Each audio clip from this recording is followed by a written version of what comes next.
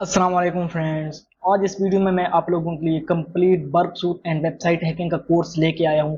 इस complete course के अंदर आप लोगों को क्या क्या सीखने को मिलेगा और एंड पे आप लोग जो है इस कोर्स को देखने के बाद क्या चीज़ सीख पाएंगे या क्या चीज़ कर पाएंगे। तो ये basically complete Burp Suite and website hacking का कोर्स है। इसके अंदर मैं आप लोगों को कंप्लीट वर्कसूट सिखाऊंगा और साथ में वास्प टॉप 10 वल्नरेबिलिटीज भी कवर करूंगा। और ये मैनुअल पेनिट्रेशन टेस्टिंग का कोर्स होने वाला है, ना कि ऑटोमेटिकली लाइक जैसे हो सकते हैं आपने कोई और कोर्स देखे हों जिनके अंदर आप लोगों को वो ऑटोमेटिकली पेनिट्रेशन टेस्टिंग करके दिखाई जाती है, लेकिन इंडस्ट्री के अंदर जो मैनुअल पेनिट्रेशन टेस्टिंग को ज्यादा प्रेफर किया जाता है एज कम्पेयर टू ऑटोमेटिक। तो इस कोर्स के अंदर वर्कसूट के जितने भी टैग हैं like dashboard, target, proxy, intruder, repeater, comparer, encoder, sequencer, even जितने भी टैब है एक एक टैब को मैं आप लोगों को सामने एक्सप्लोर करके दिखाऊंगा और साथ में उसका प्रैक्टिकल जो है वास्प टॉप 10 का भी आप लोगों को करके दिखाऊंगा।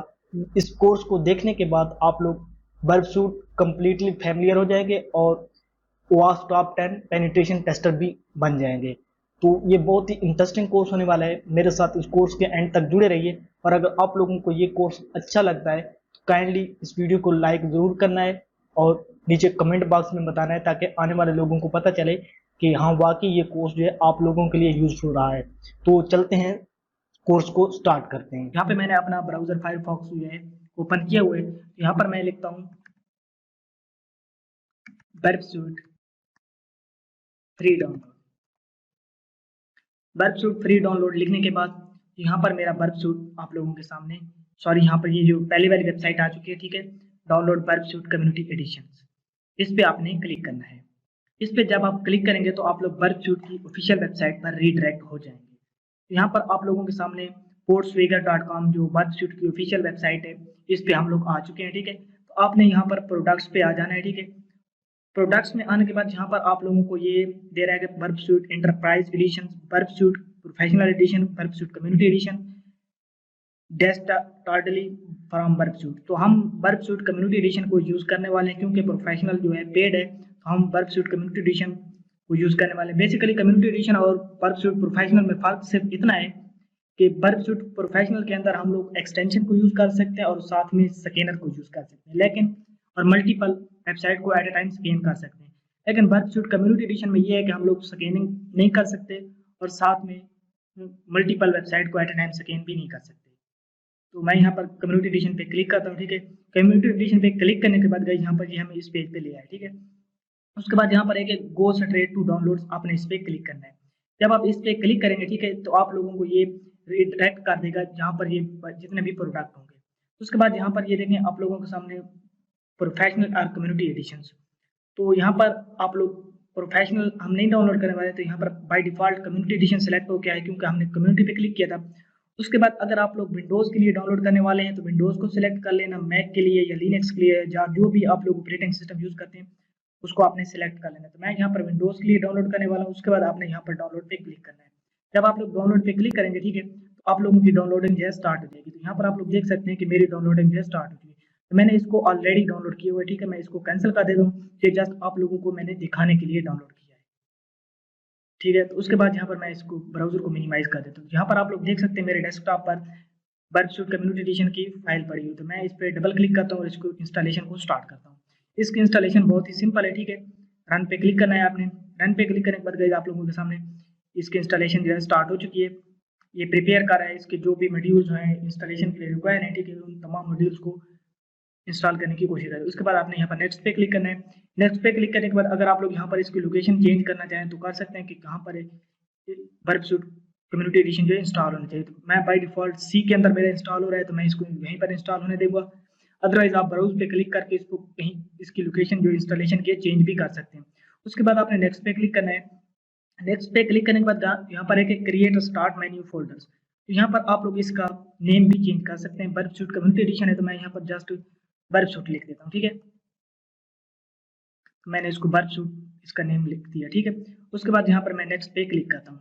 नेक्स्ट पे जैसे ही मैंने क्लिक किया तो ये एक्सट्रैक्ट कर रहा है फाइल्स को, ठीक है। यहाँ पर हम थोड़ी देर के लिए वेट करते हैं। जैसे ही हमारी फाइल जो एक्सट्रैक्ट हो जाती है तो हम लोग अपनी इंस्टॉलेशन को आगे मजीद बढ़ाएंगे। तो ये ऑलमोस्ट इसकी फाइल एक्सट्रैक्शन प्रोसेस जो है कंप्लीट होने वाला है। जैसे ही प्रोसेस कंप्लीट होगा तो हम लोग वर्कसूट कम्युनिटी एडिशन को इंस्टॉलेशन को आगे फर्दर बढ़ाएंगे, ठीक है।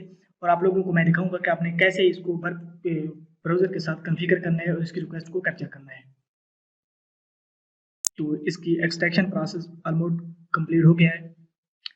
Okay, let's wait few seconds here. Okay, now click on finish.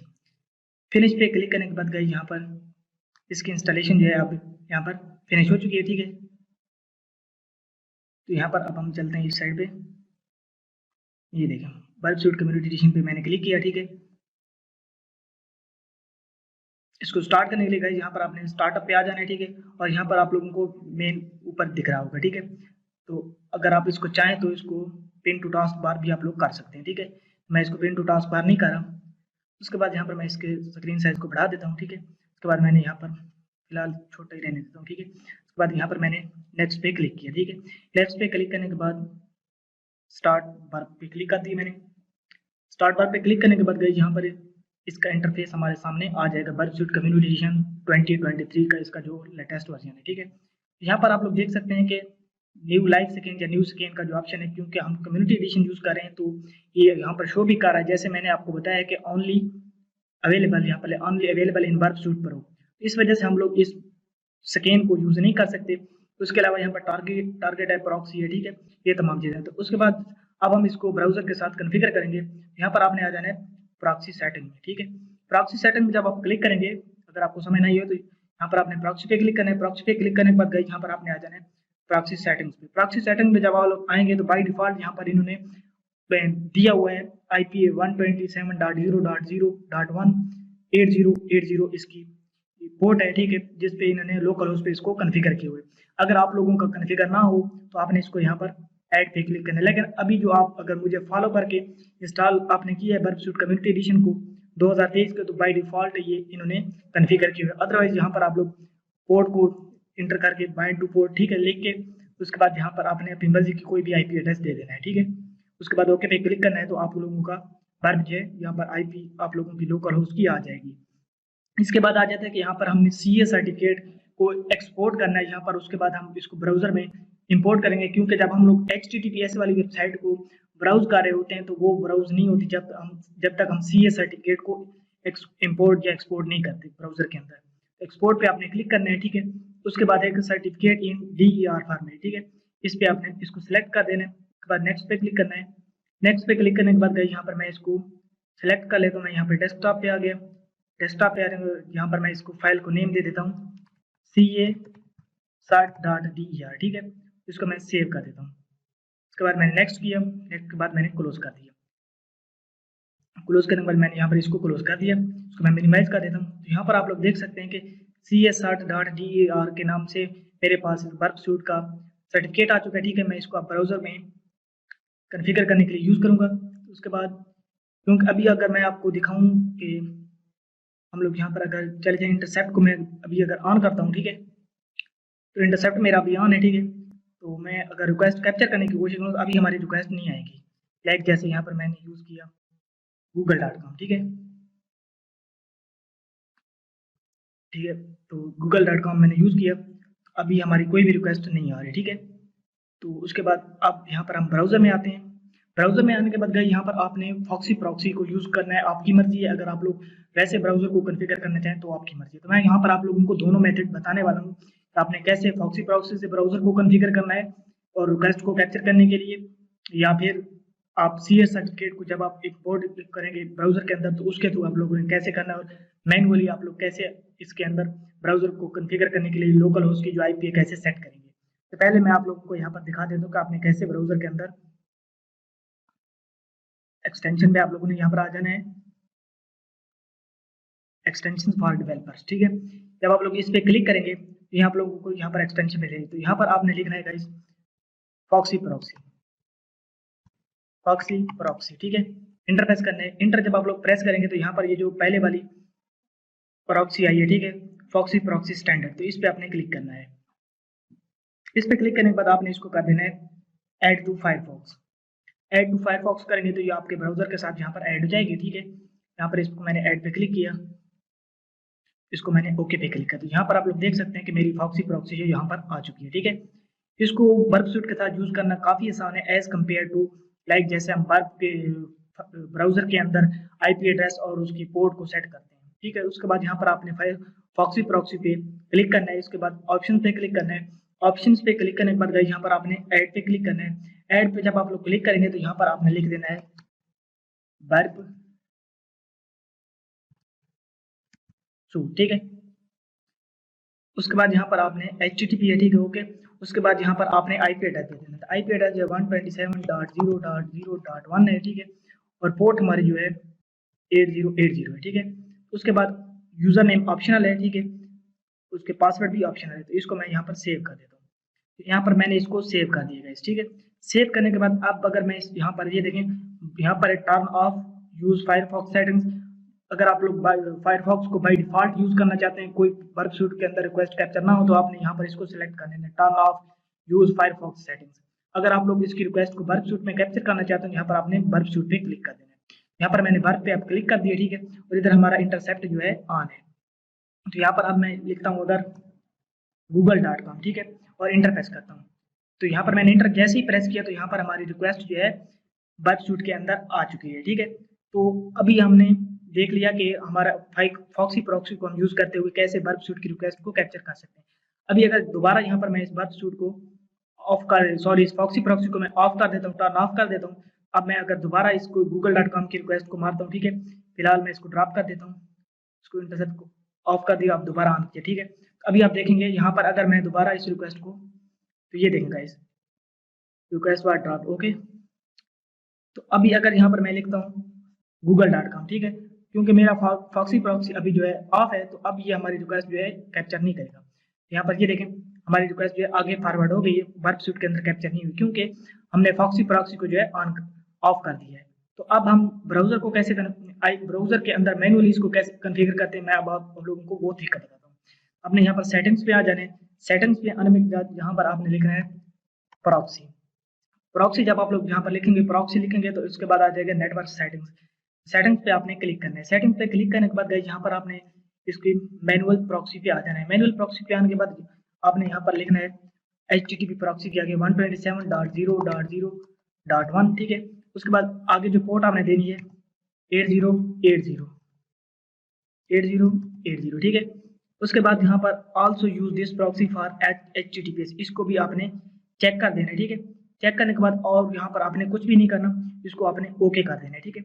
Okay करने के बाद अभी अगर हमारी क्योंकि फॉक्सी प्रॉक्सी ऑफ हो और हम चाह रहे हो कि जी ब्राउजर के थ्रू हम इसको यूज करें, लाइक ब्राउजर के अंदर जो अभी हमने प्रॉक्सी को कॉन्फ़िगर की उसके थ्रू, ठीक है। तो अभी हमारा इंटरसेप्ट जो है यहाँ पर फायर वर्क सूट के अंदर ऑन है, तो मैं इसके थ्रू अब आपको करके दिखाता हूँ।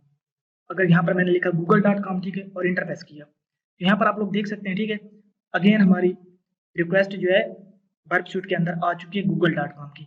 मैं ऑफ कर देता हूँ इंटरसेप्ट को, ठीक है, इसको ऑफ ऑन कर दिया दोबारा। और यहाँ पर मैं अभी तो यहाँ पर अब एक और चीज़ हम लोग करने वाले हैं, क्योंकि जब हम HTTPS वाली वेबसाइट को रिक्वेस्ट को कैप्चर करने की कोशिश करते हैं, तो यहाँ पर जो CS सर्टिफिकेट अभी हमने एक्सपोर्ट किया है, इसको इंपोर्ट करना जरूरी होता है, ठीक है। दोबारा आपने सेटिंग्स में आ जाना है। सेटिंग में आने के बाद यहाँ पर आपने लिखना है सर्टिफिकेट्स, आ जाएगा आपके सामने कंप्लीट सर्ट लिखेंगे साथ में, तो आपके सामने सर्टिफिकेट्स आ जाएगा, ठीक है। तो यहाँ पर आपने व्यू सर्टिफिकेट्स पे क्लिक करना है। व्यू सर्टिफिकेट्स पे जब आप लोग क्लिक करेंगे तो यहाँ पर इंपोर्ट का आपके सामने ऑप्शन होगा, इस पे आपने क्लिक करना है। जब आप इस पे क्लिक करेंगे तो आपने अपने CA सर्टिफिकेट जो आपने एक्सपोर्ट किया होगा उसको सिलेक्ट करना है और ओपन पे क्लिक करना है। ओपन पे क्लिक करेंगे तो this certificate is already installed as a certificate authority, okay, क्योंकि यहाँ पर मैंने इसको ऑलरेडी ब्राउजर को कॉन्फ़िगर किया हुआ था, इस वजह से इसने ऑलरेडी सर्टिफिकेट अथॉरिटी यानी कि इम्पोर्टेड है आपके ब्राउजर में, इस वजह से इसने ये वाला नोटिफिकेशन मुझे शो करे। अगर आप लोग फर्स्ट टाइम कर रहे होंगे तो आपका सर्टिफिकेट जो है इंपोर्ट हो जाएगा। उसके बाद अगर आप लोग HTTPS वाली वेबसाइट को ब्राउज कर रहे होंगे तो आप लोगों को कोई इश्यू नहीं आएगा। तो ये मैंने आप लोगों को दोनों तरीके बता दिए, ठीक है। अब आपकी मर्जी है, आप लोग फॉक्सी प्रॉक्सी को यूज करके वर्क सूट के साथ यूज करें, आपकी रिक्वेस्ट को कैप्चर करने के लिए यूज करें, आपकी मर्जी है। क्या आप लोग ब्राउजर के अंदर जो सेटिंग्स मैंने आप लोगों को दिखाई है, आपने जो प्रॉक्सी यूज की, मैंने आप लोगों को तरीका बताया कि आपने कैसे प्रॉक्सी को सेटअप करना है ब्राउजर के अंदर, उस तरीके को यूज करें, आप लोगों की मर्जी है, ठीक है।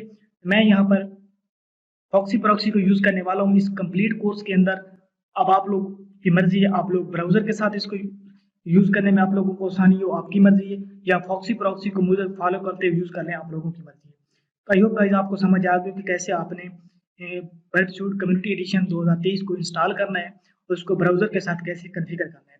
गाइस अगर ये पहली क्लास आपको अच्छी लगी है तो इस वीडियो को, इस कंप्लीट कोर्स को लाइक करना है, नीचे कमेंट बॉक्स में मुझे बताना है कि आप लोगों को कोर्स कैसा लग रहा है, और मेरे चैनल को सब्सक्राइब कर लेना है साइबर सिक्योरिटी, एथिकल हैकिंग और टेक्नोलॉजी से रिलेटेड वीडियोस को देखने के लिए। मिलते हैं अगली क्लास में। अल्लाह हाफिज़।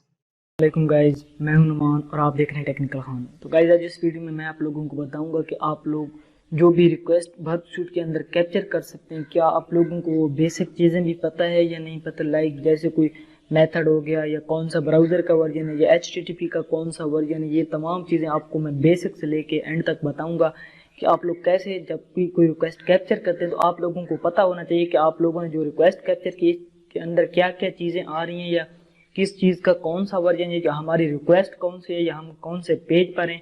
ये तमाम चीज़ें आज हम इस वीडियो में डिस्कस करने वाले हैं, बिल्कुल बिगिनर से लेके एडवांस लेवल तक। तो वीडियो को स्टार्ट करने से पहले गाइज मैं आपको बता दूं कि मैं बर्बसूट प्रोफेशनल यूज़ कर रहा हूँ। आप लोग देख सकते हैं 2022 वर्जन है। अगर आप लोगों ने भी इससे पहले वाली वीडियो मेरी नहीं देखी जिसमें मैंने आप लोगों को बताया हुआ कि कैसे आप लोग बर्बसूट प्रोफेशनल को इंस्टॉल कर सकते हैं, तो आप लोग जाकर देख सकते हैं। और साथ ही मैंने बर्बसूट प्रोफेशनल को ब्राउज़र में कैसे कॉन्फ़िगर करते हैं ये भी वीडियो बनाई है, अगर आप लोगों ने नहीं देखी तो जाके देख सकते हैं। तो चलते हैं आज की वीडियो को स्टार्ट करते हैं। तो यहाँ पर गाइज मैंने प्रॉक्सी सारा कुछ इससे पहले वाली वीडियो में सेट की हुआ है, जिसमें मैंने आप लोगों को बताया कि ब्राउज़र को कैसे कॉन्फ़िगर करते हैं, तो आप लोग जाके वो वीडियो देख सकते हैं। तो यहाँ पर गाइज मैं इंटरसेप्ट को अभी ऑन नहीं कर रहा, ठीक है। तो यहाँ पर मैं साथ में ये वाला ब्राउज़र का यूज़ कर रहा हूँ, ठीक है, फायरफॉक्स। तो फायरफॉक्स में यहाँ पर हम लोग गूगल की रिक्वेस्ट को कैप्चर करेंगे और देखेंगे कि क्या गूगल का मेथड होता है, या कौन सा गूगल मेथड यूज़ कर रहा है, या मेथड कितने टाइप्स के होते हैं, ये तमाम चीज़ें, कौन सी रिक्वेस्ट है, रिक्वेस्ट होती कहाँ पे, ये तमाम चीज़ें। तो यहाँ पर गाइज मैं सर्च बार में लिख देता हूँ google.com, ठीक है। आप लोगों ने सर्च बार में जो भी वेबसाइट है, जिस भी वेबसाइट की रिक्वेस्ट आप कैप्चर करना चाह रहे हैं, आप लोगों ने वो वाली वेबसाइट लिखनी है। मेरे पास अभी कोई वेबसाइट नहीं है, तो इसी वजह से मैं google.com लिख रहा हूँ। मैं इंटर प्रेस कर देता हूँ, ठीक है। तो आप लोग देख सकते हैं कि यहाँ पर इंटरसेप्ट ऑन था, तो अभी हमारी कोई रिक्वेस्ट नहीं है, ठीक है। मैं अब इंटरसेप्ट को ऑन कर लेता हूँ, ठीक है। दोबारा मैं इधर ब्राउज़र में आ जाता हूँ और न्यू टैब ओपन करके यहाँ पर आप लिखते हैं google.com, ठीक है। जैसे ही मैं इंटर प्रेस करूँगा तो ये वाली रिक्वेस्ट हमारी कैप्चर हो जाएगी। तो ये देखेंगे यहाँ पर ये अभी घूमता रहेगा, ये अब आगे google.com के पेज पे हमें नहीं लेके जाएगा। तो हम अगर इधर आएंगे तो ये देखें हमारे पास एक रिक्वेस्ट आ चुकी है जो कि google.com की है, ठीक है। तो मैं यहाँ पर गए जिसको अब आप लोगों को एक एक चीज़ एक्सप्लेन करके बताता जाऊँगा, ठीक है, कि आप लोग कैसे ये एक एक चीज़ को समझ सकते हैं, या इसके अंदर क्या क्या चीज़ें आती हैं, या मेथड क्या होते हैं। तो सबसे पहले गाइज हम यहाँ से स्टार्ट करते हैं, ठीक है। तो अभी प्रॉक्सी है, प्रॉक्सी में इंटरसेप्ट की हमने रिक्वेस्ट जो है, ठीक है, इंटरसेप्ट हमारी हो चुकी है, ये वाली google.com की रिक्वेस्ट है। तो अब हमें कैसे पता चलेगा कि ये google.com की रिक्वेस्ट ही हमारे पास आई है बर्बसूट के अंदर। तो यहाँ पर आप लोग देख सकते हैं कि एक पेंसिल का निशान है, उसके आगे एक लॉक है। तो रिक्वेस्ट टू https://www.google.com और पोर्ट 443 पे और इस IP एड्रेस से हमें ये वाली गाइस रिक्वेस्ट रिसीव हुई है, ठीक है। तो अब आपको पता चल गया कि हमारी रिक्वेस्ट जो है google.com से वाकई आई है। जो भी वेबसाइट आप लोगों ने इंटर की थी तो उसी की रिक्वेस्ट हमें कैप्चर हुई है बर्बसूट के अंदर। उसके बाद अगर आप लोग इसको फॉरवर्ड करना चाहते हैं, कि आप लोगों को लगता है कि ये वाली हमारी रिक्वेस्ट नहीं है, तो आप लोग इसको फॉरवर्ड कर सकते हैं। ड्रॉप करना चाहते हैं तो ड्रॉप कर दें, ठीक है। तो उसके बाद कहीं यहाँ पर ये आ रहा है कि प्रेटी एक ऑप्शन है, ठीक है, इसको आपने रहने देना है। उसके बाद हेक्सा है, तो हेक्सा के अंदर अगर आप लोग हेक्सा वैल्यूज़ को पढ़ सकते हैं तो आप लोग इनको रीड करना आता है तो आप लोग पढ़ लें, ठीक है। तो यहाँ पर मैं इन तमाम चीज़ों का एक्सप्लेन करने वाला हूँ जिनका मैंने आप लोगों को पहले बताया। तो यहाँ पर गाइस ये देख, यहाँ पर जो मेथड यूज़ हो रहा है ये गेट मेथड यूज़ हो रहा है, ठीक है। तो अब मैं आपको बताता हूँ कि मेथड की कितनी टाइप होती है। गेट मेथड भी होता है, पोस्ट मेथड भी होता है, डिलीट भी होता है, अपडेट भी होता है, इंसर्ट भी होता है, और इसी तरह के और भी बहुत सारे मेथड होते हैं। और उसके बाद इसके साथ ही गेट मेथड से जो रिक्वेस्ट हमें रिसीव हुई है उसका साथ प्रोटोकॉल कौन सा है, HTTP का प्रोटोकॉल है, जिसका वर्जन जो है 2 है, ठीक है। अभी जो अपडेटेड वर्जन है वो 2 है, ठीक है। उसके बाद आगे जो हमारा होस्ट है, लाइक जिससे हमारी रिक्वेस्ट आ रही है, या जो भी हमारी वेबसाइट है, टारगेट आप कह सकते हैं, वो www.google.com है, ठीक है। बिल्कुल वही वेबसाइट है जो हमने इंटर की थी। उसके बाद कुकीज़ आप कह सकते हैं जो भी हमारा सेशन या इस तरह की जो भी होती है यूज़र की जो वेबसाइट पे कोई रिक्वेस्ट को कैप्चर करने की कोशिश करता है या इंटर करता है, ठीक है, सर्वर पर, तो उस वक्त एक कुकी बन जाती है आप लोगों की, जो कि अगर कोई भी हैकर या अटैकर स्टील करता है तो उससे आप लोगों की मलिशियस इन्फॉर्मेशन जो कैप्चर कर सकता है, लाइक यूज़र नेम हो गया या पासवर्ड हो गया, इसी तरह की। लेकिन ये वो वाली कुकी नहीं, ये हमारी इस रिक्वेस्ट की कुकी है जो अभी हमारे google.com पे हमने इंटर की अपने ब्राउज़र में, और उस रिक्वेस्ट की जो कुकी है हमारे पास ये वाली आ चुकी है, ठीक है। तो उसके बाद गए यहाँ पर नीचे अगर आप लोग आ जाएं तो यूज़र एजेंट में हमने होता है कि हम कौन सा ब्राउज़र यूज़ कर रहे हैं लाइक। तो हमारा जो गाइस मैं ब्राउज़र अभी यूज़ कर रहा हूँ ये मोजिला है, ठीक है। इसका वर्जन जो है 5.0 है, ठीक है। और किस ऑपरेटिंग सिस्टम के थ्रू ये हमने रिक्वेस्ट की है, लाइक ये मोजिला फायरफॉक्स जो है किस विंडोज़ के अंदर इंस्टॉल है, लाइक विंडो 10 है, 7 है, 8 है, कौन सी, तो या लिनक्स ऑपरेटिंग सिस्टम है। तो आप लोग देख सकते हैं कि विंडोज़ NT 10.0 यानी कि विंडो 10 के अंदर मैंने ये जो ब्राउज़र इंस्टॉल किए हुए फायरफॉक्स का, और जब मोजिला आप कह सकते हैं, ठीक है, उसी के थ्रू यूज़र एजेंट हमारा है, ये जिसकी रिक्वेस्ट हम कैप्चर करें, ये तमाम चीज़ें उसी के बारे में। इसका वर्जन जो है 64 बिट है, ठीक है। और उसके बाद आगे लिखा हुआ भी है फायरफॉक्स 103.0। उसके बाद आगे आ जाता है कि एक्सेप्ट टेक्स्ट/HTML एप्लीकेशन XML, ठीक है। तो ये तमाम एक्सेप्टेंस जो इस तरह की जो भी XML जो पेजेस के बारे में बता रहे हैं कि जिस भी पेज हमने रिक्वेस्ट की है google.com जहाँ पर हमने लिखा है ये उसके बारे में हमें इंफॉर्मेशन दे रहा है। उसके बाद आ जाता है कि accept language English USA guys, ठीक है, क्योंकि पेज पर जो हमने लिखा था google.com तो वो इंग्लिश US की लैंग्वेज है, उसी के बारे में बता रहा है, ठीक है। उसके बाद एक्सेप्ट इनकोडिंग gzip डिफलेट, ठीक है। उसके बाद upgrade insecure request set fetch mode हो गया, नेविगेट हो गया, ठीक है। तो ये गाइस थी बेसिक कुछ चीज़ें जो मैं आप लोगों को बताना चाह रहा था कि आप लोगों को पता होना चाहिए कि आप लोग जो रिक्वेस्ट कैप्चर करते हैं तो आप लोगों को पता होना चाहिए कि क्या आपकी वाकई वही रिक्वेस्ट आई है। उसके बाद आप लोगों को ये भी पता होना चाहिए कि जो मेथड है वो क्या गेट है, पोस्ट है, या जो भी मेथड वेबसाइट में यूज़ हो रहा है तो आप लोगों को उसका भी पता होना चाहिए, ठीक है। उसके बाद होस्ट का भी आप लोगों को, कुकी का हो गया, या यूज़र एजेंट, ये तमाम चीज़ें आप लोगों को बेसिक कुछ बतानी थी। तो आई होप गाइज आप लोगों को समझ आ गई होगी कि आप लोगों को अब मेथड का भी पता चल जाएगा और रिक्वेस्ट का भी पता चल जाएगा अगर आप लोग बर्ड स्ट्रीट प्रोफेशनल में अंदर रिक्वेस्ट को कैप्चर करते हैं। तो गाइज अगर वीडियो अच्छी लगती है तो इसको लाइक, कमेंट और शेयर जरूर करना है, और इसी तरह की मजीद वीडियोस को देखने के लिए मेरे चैनल को सब्सक्राइब करना है। और बर्ड स्ट्रीट प्रोफेशनल की गाइज ये मैंने सीरीज स्टार्ट की हुई। सबसे पहले मैंने बर्ड स्ट्रीट प्रोफेशनल को इंस्टॉल करना बताया, उसके बाद कॉन्फ़िगरेशन हो गए, और ये गाइज आज हमारी तीसरी वीडियो है, ठीक है, जिसमें अंदर मैंने आप लोगों को रिक्वेस्ट को कैप्चर करना बताया और ये भी बताया है कि इसके अंदर मेथड्स क्या होते हैं, या रिक्वेस्ट को कैसे कैप्चर करते हैं, या रिक्वेस्ट हमारी होती कौन सी है। इसको आप लोग अगर फॉरवर्ड करना चाहते हैं तो आपने फॉरवर्ड पे क्लिक करना है, ठीक है। तो ये आप देख सकते हैं कि ये अब हमारी रिक्वेस्ट नहीं है, इससे पहले वाली एग्जैक्ट रिक्वेस्ट थी। अगर आप लोगों को लग रहा है कि ये भी हमारी रिक्वेस्ट नहीं है तो आपने दोबारा इसको फॉरवर्ड करना है, ठीक है। इसी तरह से आपने इसको फॉरवर्ड करते जाना है। तो अगर आप लोगों की पहले रिक्वेस्ट कैप्चर नहीं आई आप लोगों के सामने तो दोबारा आप लोगों के सामने भी आ जाएगी। तो मजीद वीडियोस को देखने के लिए या इसकी बर्ड स्ट्रीट प्रोफेशनल की सीरीज को देखने के लिए मेरे चैनल को सब्सक्राइब कर दें। मिलते हैं अगली वीडियो में। अल्लाह हाफिज़। अस्सलाम वालेकुम फ्रेंड्स, मैं हूं नुमान और आप देख रहे हैं टेक्निकल खान। फ्रेंड्स आज इस वीडियो में मैं आपको बताऊंगा कि आप लोग बर्ड स्ट्रीट में जो टैब होते हैं, डैशबोर्ड, टारगेट हो गया, इनको कैसे यूज़ कर सकते हैं। इससे पहले वाले वीडियो में मैंने प्रॉक्सी का बताया हुआ है कि आप लोगों ने प्रॉक्सी को कैसे कॉन्फ़िगर करना है। ये इससे पहले जितनी भी वीडियोस हमारी सीरीज हैं, जितनी भी वीडियो मैंने बनाई है, लाइक बर्ड स्ट्रीट प्रोफेशनल को आपने कैसे इंस्टॉल करना है। यहाँ पर मेरा बर्ड स्ट्रीट प्रोफेशनल 2022 वर्जन है, मैंने इंस्टॉल किया हुआ है बिल्कुल फ्री ऑफ कॉस्ट। अगर आप भी इसको इंस्टॉल करना चाहते हैं तो इंस्टॉल कर सकते हैं जिसके। और मैं ये जितने भी तमाम टैब्स हैं, डैशबोर्ड हो गया, टारगेट हो गया, प्रॉक्सी हो गया, इंट्रूडर, रिपीटर, सीक्वेंसर, डिकोडर, कंपेयरर, जितने भी हैं ये तमाम को वन बाय वन करके कवर करने वाला हूँ। और इसके साथ ही हम डैम वल्नरेबल वेब एप्लीकेशन जो है इसको भी साथ में कवर करने वाले हैं। यूँ समझ लें कि ये हमारा एक बर्ड स्ट्रीट के साथ हमारा वेब एप्लीकेशन पेनिट्रेशन टेस्टिंग या वेबसाइट पेनिट्रेशन टेस्टिंग भी एक कंप्लीट कोर्स हो जाएगा, जिसमें मैं आपको एक एक चीज स्टेप बाय स्टेप करके दिखाऊंगा। ये जहाँ पर जितने भी अटैक है, लाइक ब्रूट फोर्स हो गया, command injection, CSR, file inclusion, file upload, insecure captcha, ये जितने भी अटैक्स हैं मैं तमाम को आपको वन बाय वन करके दिखाऊंगा। और इसका जो सेटअप है डैम वल्नरेबल वेब एप्लीकेशन का लोकल होस्ट पे, ये भी मैंने इससे पहले वाली वीडियोस में बताया हुआ है। अगर आपने वो नहीं देखी तो जाकर देख सकते हैं, ठीक है। अब चलते हैं हम अपने बर्फ सूट में। तो बर्फ सूट में यहाँ पर मैंने आप लोगों को प्रॉक्सी पहले बताया हुआ है, ठीक है। तो उसके बाद यहाँ पर आप बारी आती है इस बार टैब की और टारगेट की, सॉरी, और डैशबोर्ड की, ठीक है।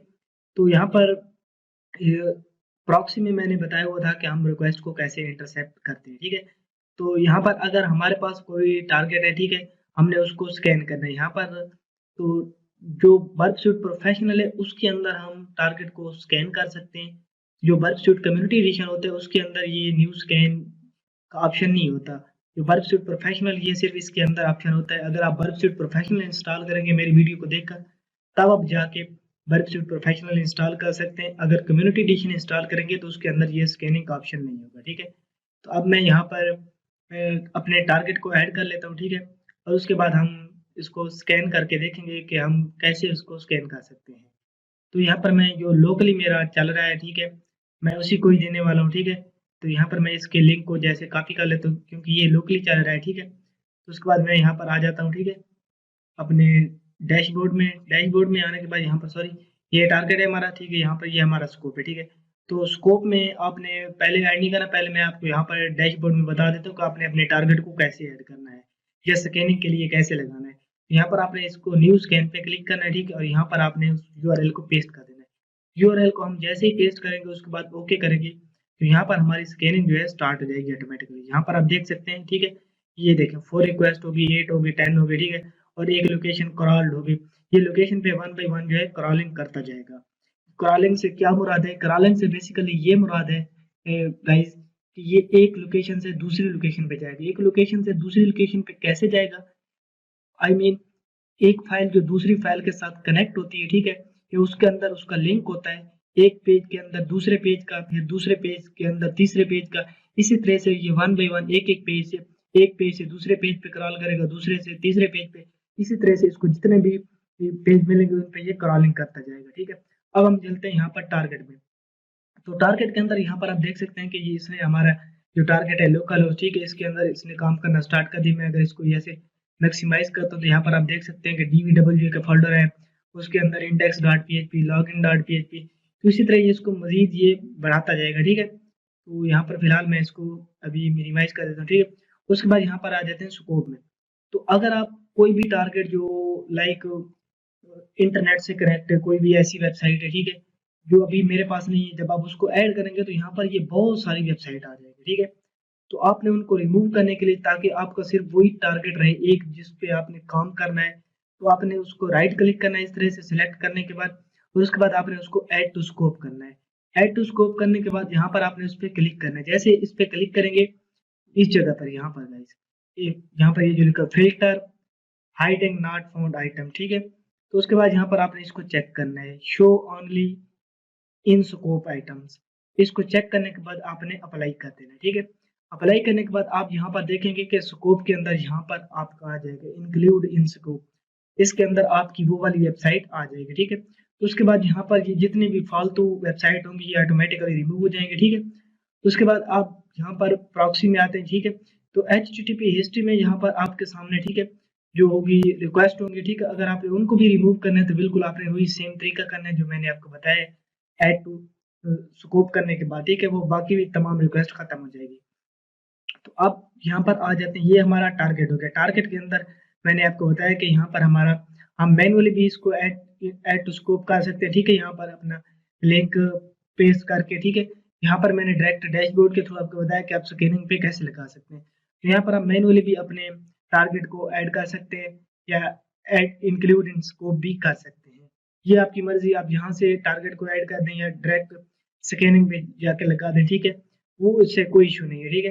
तो ये ऑटोमेटिकली जब यहाँ पर वेबसाइट बहुत सारी आ रही होंगी तो आप जब इसको ऐड टू स्कोप इस तरह करेंगे, ठीक है, तो ऑटोमेटिकली ये यहाँ पर आ जाएगा इंक्लूड इन स्कोप में। तो उसके बाद आप बात करते हैं कि यहाँ पर डैशबोर्ड में। तो डैशबोर्ड में यहाँ पर आपके सामने आ रहा है कि इश्यूज, ये जो रेड का मतलब है ये हाई सिवेरिटी है, ठीक है। उसके बाद यहाँ पर ये जो हल्का सा माल्टे कलर का आप कह सकते हैं ऑरेंज कलर का है, ठीक है, तो इसका मतलब है ये मीडियम सिवेरिटी है। उसके बाद यहाँ पर ये लो सिवेरिटी और ये सिर्फ होगी इंफॉर्मेशनल। तो यहाँ पर हमें कुछ इश्यू मिले हैं, ठीक है, ये देख सकते हैं आप हाई सिवेरिटी पे भी, ठीक है। तो यहाँ पर मैं इनको चेक कर देता हूँ। मैंने हाई सिवेरिटी को भी चेक किया, लो को भी, मीडियम को भी और लो को भी। अगर आप लो को हटाना चाहते हैं तो हटा लें, ठीक है। यहाँ पर इसे एक मीडियम लेवल की वल्नरेबिलिटी मिली है, ठीक है, एक इसको हाई लेवल की मिली है। मैं अभी मीडियम को हटाता हूँ, तो यहाँ पर बेसिकली ये इशू एक्टिविटी है जिसको हम लोग चेक कर रहे हैं। ऊपर लिखा हुआ भी है कि कितनी बड़ी वल्नरेबिलिटी जो हम चेक कर रहे हैं। तो इशू फाउंड है, ठीक है, एक clear text submission of password, यानी इसके अंदर ये कह रहे हैं कि लॉगिन डॉट पीएचपी का जो पेज है, ठीक है, गेट मेथड इसके अंदर बेसिकली यूज हो रहा है। यहाँ पर इस वजह से ये कह रहा है कि सेवेरिटी जो है इसकी हाई है और ये बहुत बड़ी वल्नरेबिलिटी है। कोई भी बंदा जब पासवर्ड इंटर करेगा तो वो डायरेक्टली जो यूआरएल में ये शो हो जाएगा। इसके अंदर पोस्ट मेथड नहीं गेट मेथड यूज हो रहा है, ठीक है। तो इस वजह से ये हमें ये चीज शो कर रहा है। तो अब बात करते हैं कि मीडियम पे हमें कौन सी वल्नरेबिलिटी मिली है। ये कह रहा है कि टीएलएस सर्टिफिकेट की वल्नरेबिलिटी मिली है, ठीक है। तो ये यहाँ पर किस लोकेशन पे मिली है, ये यहाँ पर सेलेक्ट डायरेक्टरी है, इसके अंदर मिली है। तो यहाँ पर ये हमारी बेसिकली आ गई वल्नरेबिलिटी, ठीक है। तो यहाँ पर भी इवेंट लॉग में भी हमें दिखा रहा है कि क्रिटिकल है या इन्फो है। एरर को मैं रिमूव कर देता हूँ, ठीक है। तो क्रिटिकल में यहाँ पर ये एरर में ये हमें ये चीजें दिखाएगा। तो बेसिकली यहाँ पर हमारी जो इशू एक्टिविटी में होगा ये वल्नरेबिलिटी दिखाएगा कि हाई लेवल की है या मीडियम की है या लो लेवल की है। ये जो मैंने आपको स्कैनिंग करके दिखाई है, आप किसी भी वेबसाइट की इस तरह से स्कैनिंग कर सकते हैं। अगर आपने स्कैनिंग कर दी हो तो ये आपको रिजल्ट में दिखा देगा कि वो वेबसाइट वल्नरेबल है या नहीं है। अगर उसके अंदर कोई भी वल्नरेबिलिटी एग्जिस्ट करती है तो ये आपको यहाँ पर इशू एक्टिविटी में बता देगा, ठीक है। आपने यहाँ पर लो को भी सिलेक्ट कर लेना है, मीडियम को भी, हाई को भी। अगर तीनों वल्नरेबिलिटी आ रही है तो पहले आप लो वाली कवर कर लें, उसके बाद मीडियम वाली, उसके बाद हाई वाली, तीनों की रिपोर्ट बना के आप सबमिट कर सकते हैं, ठीक है। बेहतर यही कि लो वाली को रहने दें, ज्यादातर लोग फोकस नहीं करते, ठीक है। यहाँ पर ये A1 की हो जाएगी, A1 की हाई वाली हो जाएगी और A2 पे ये चली जाएगी।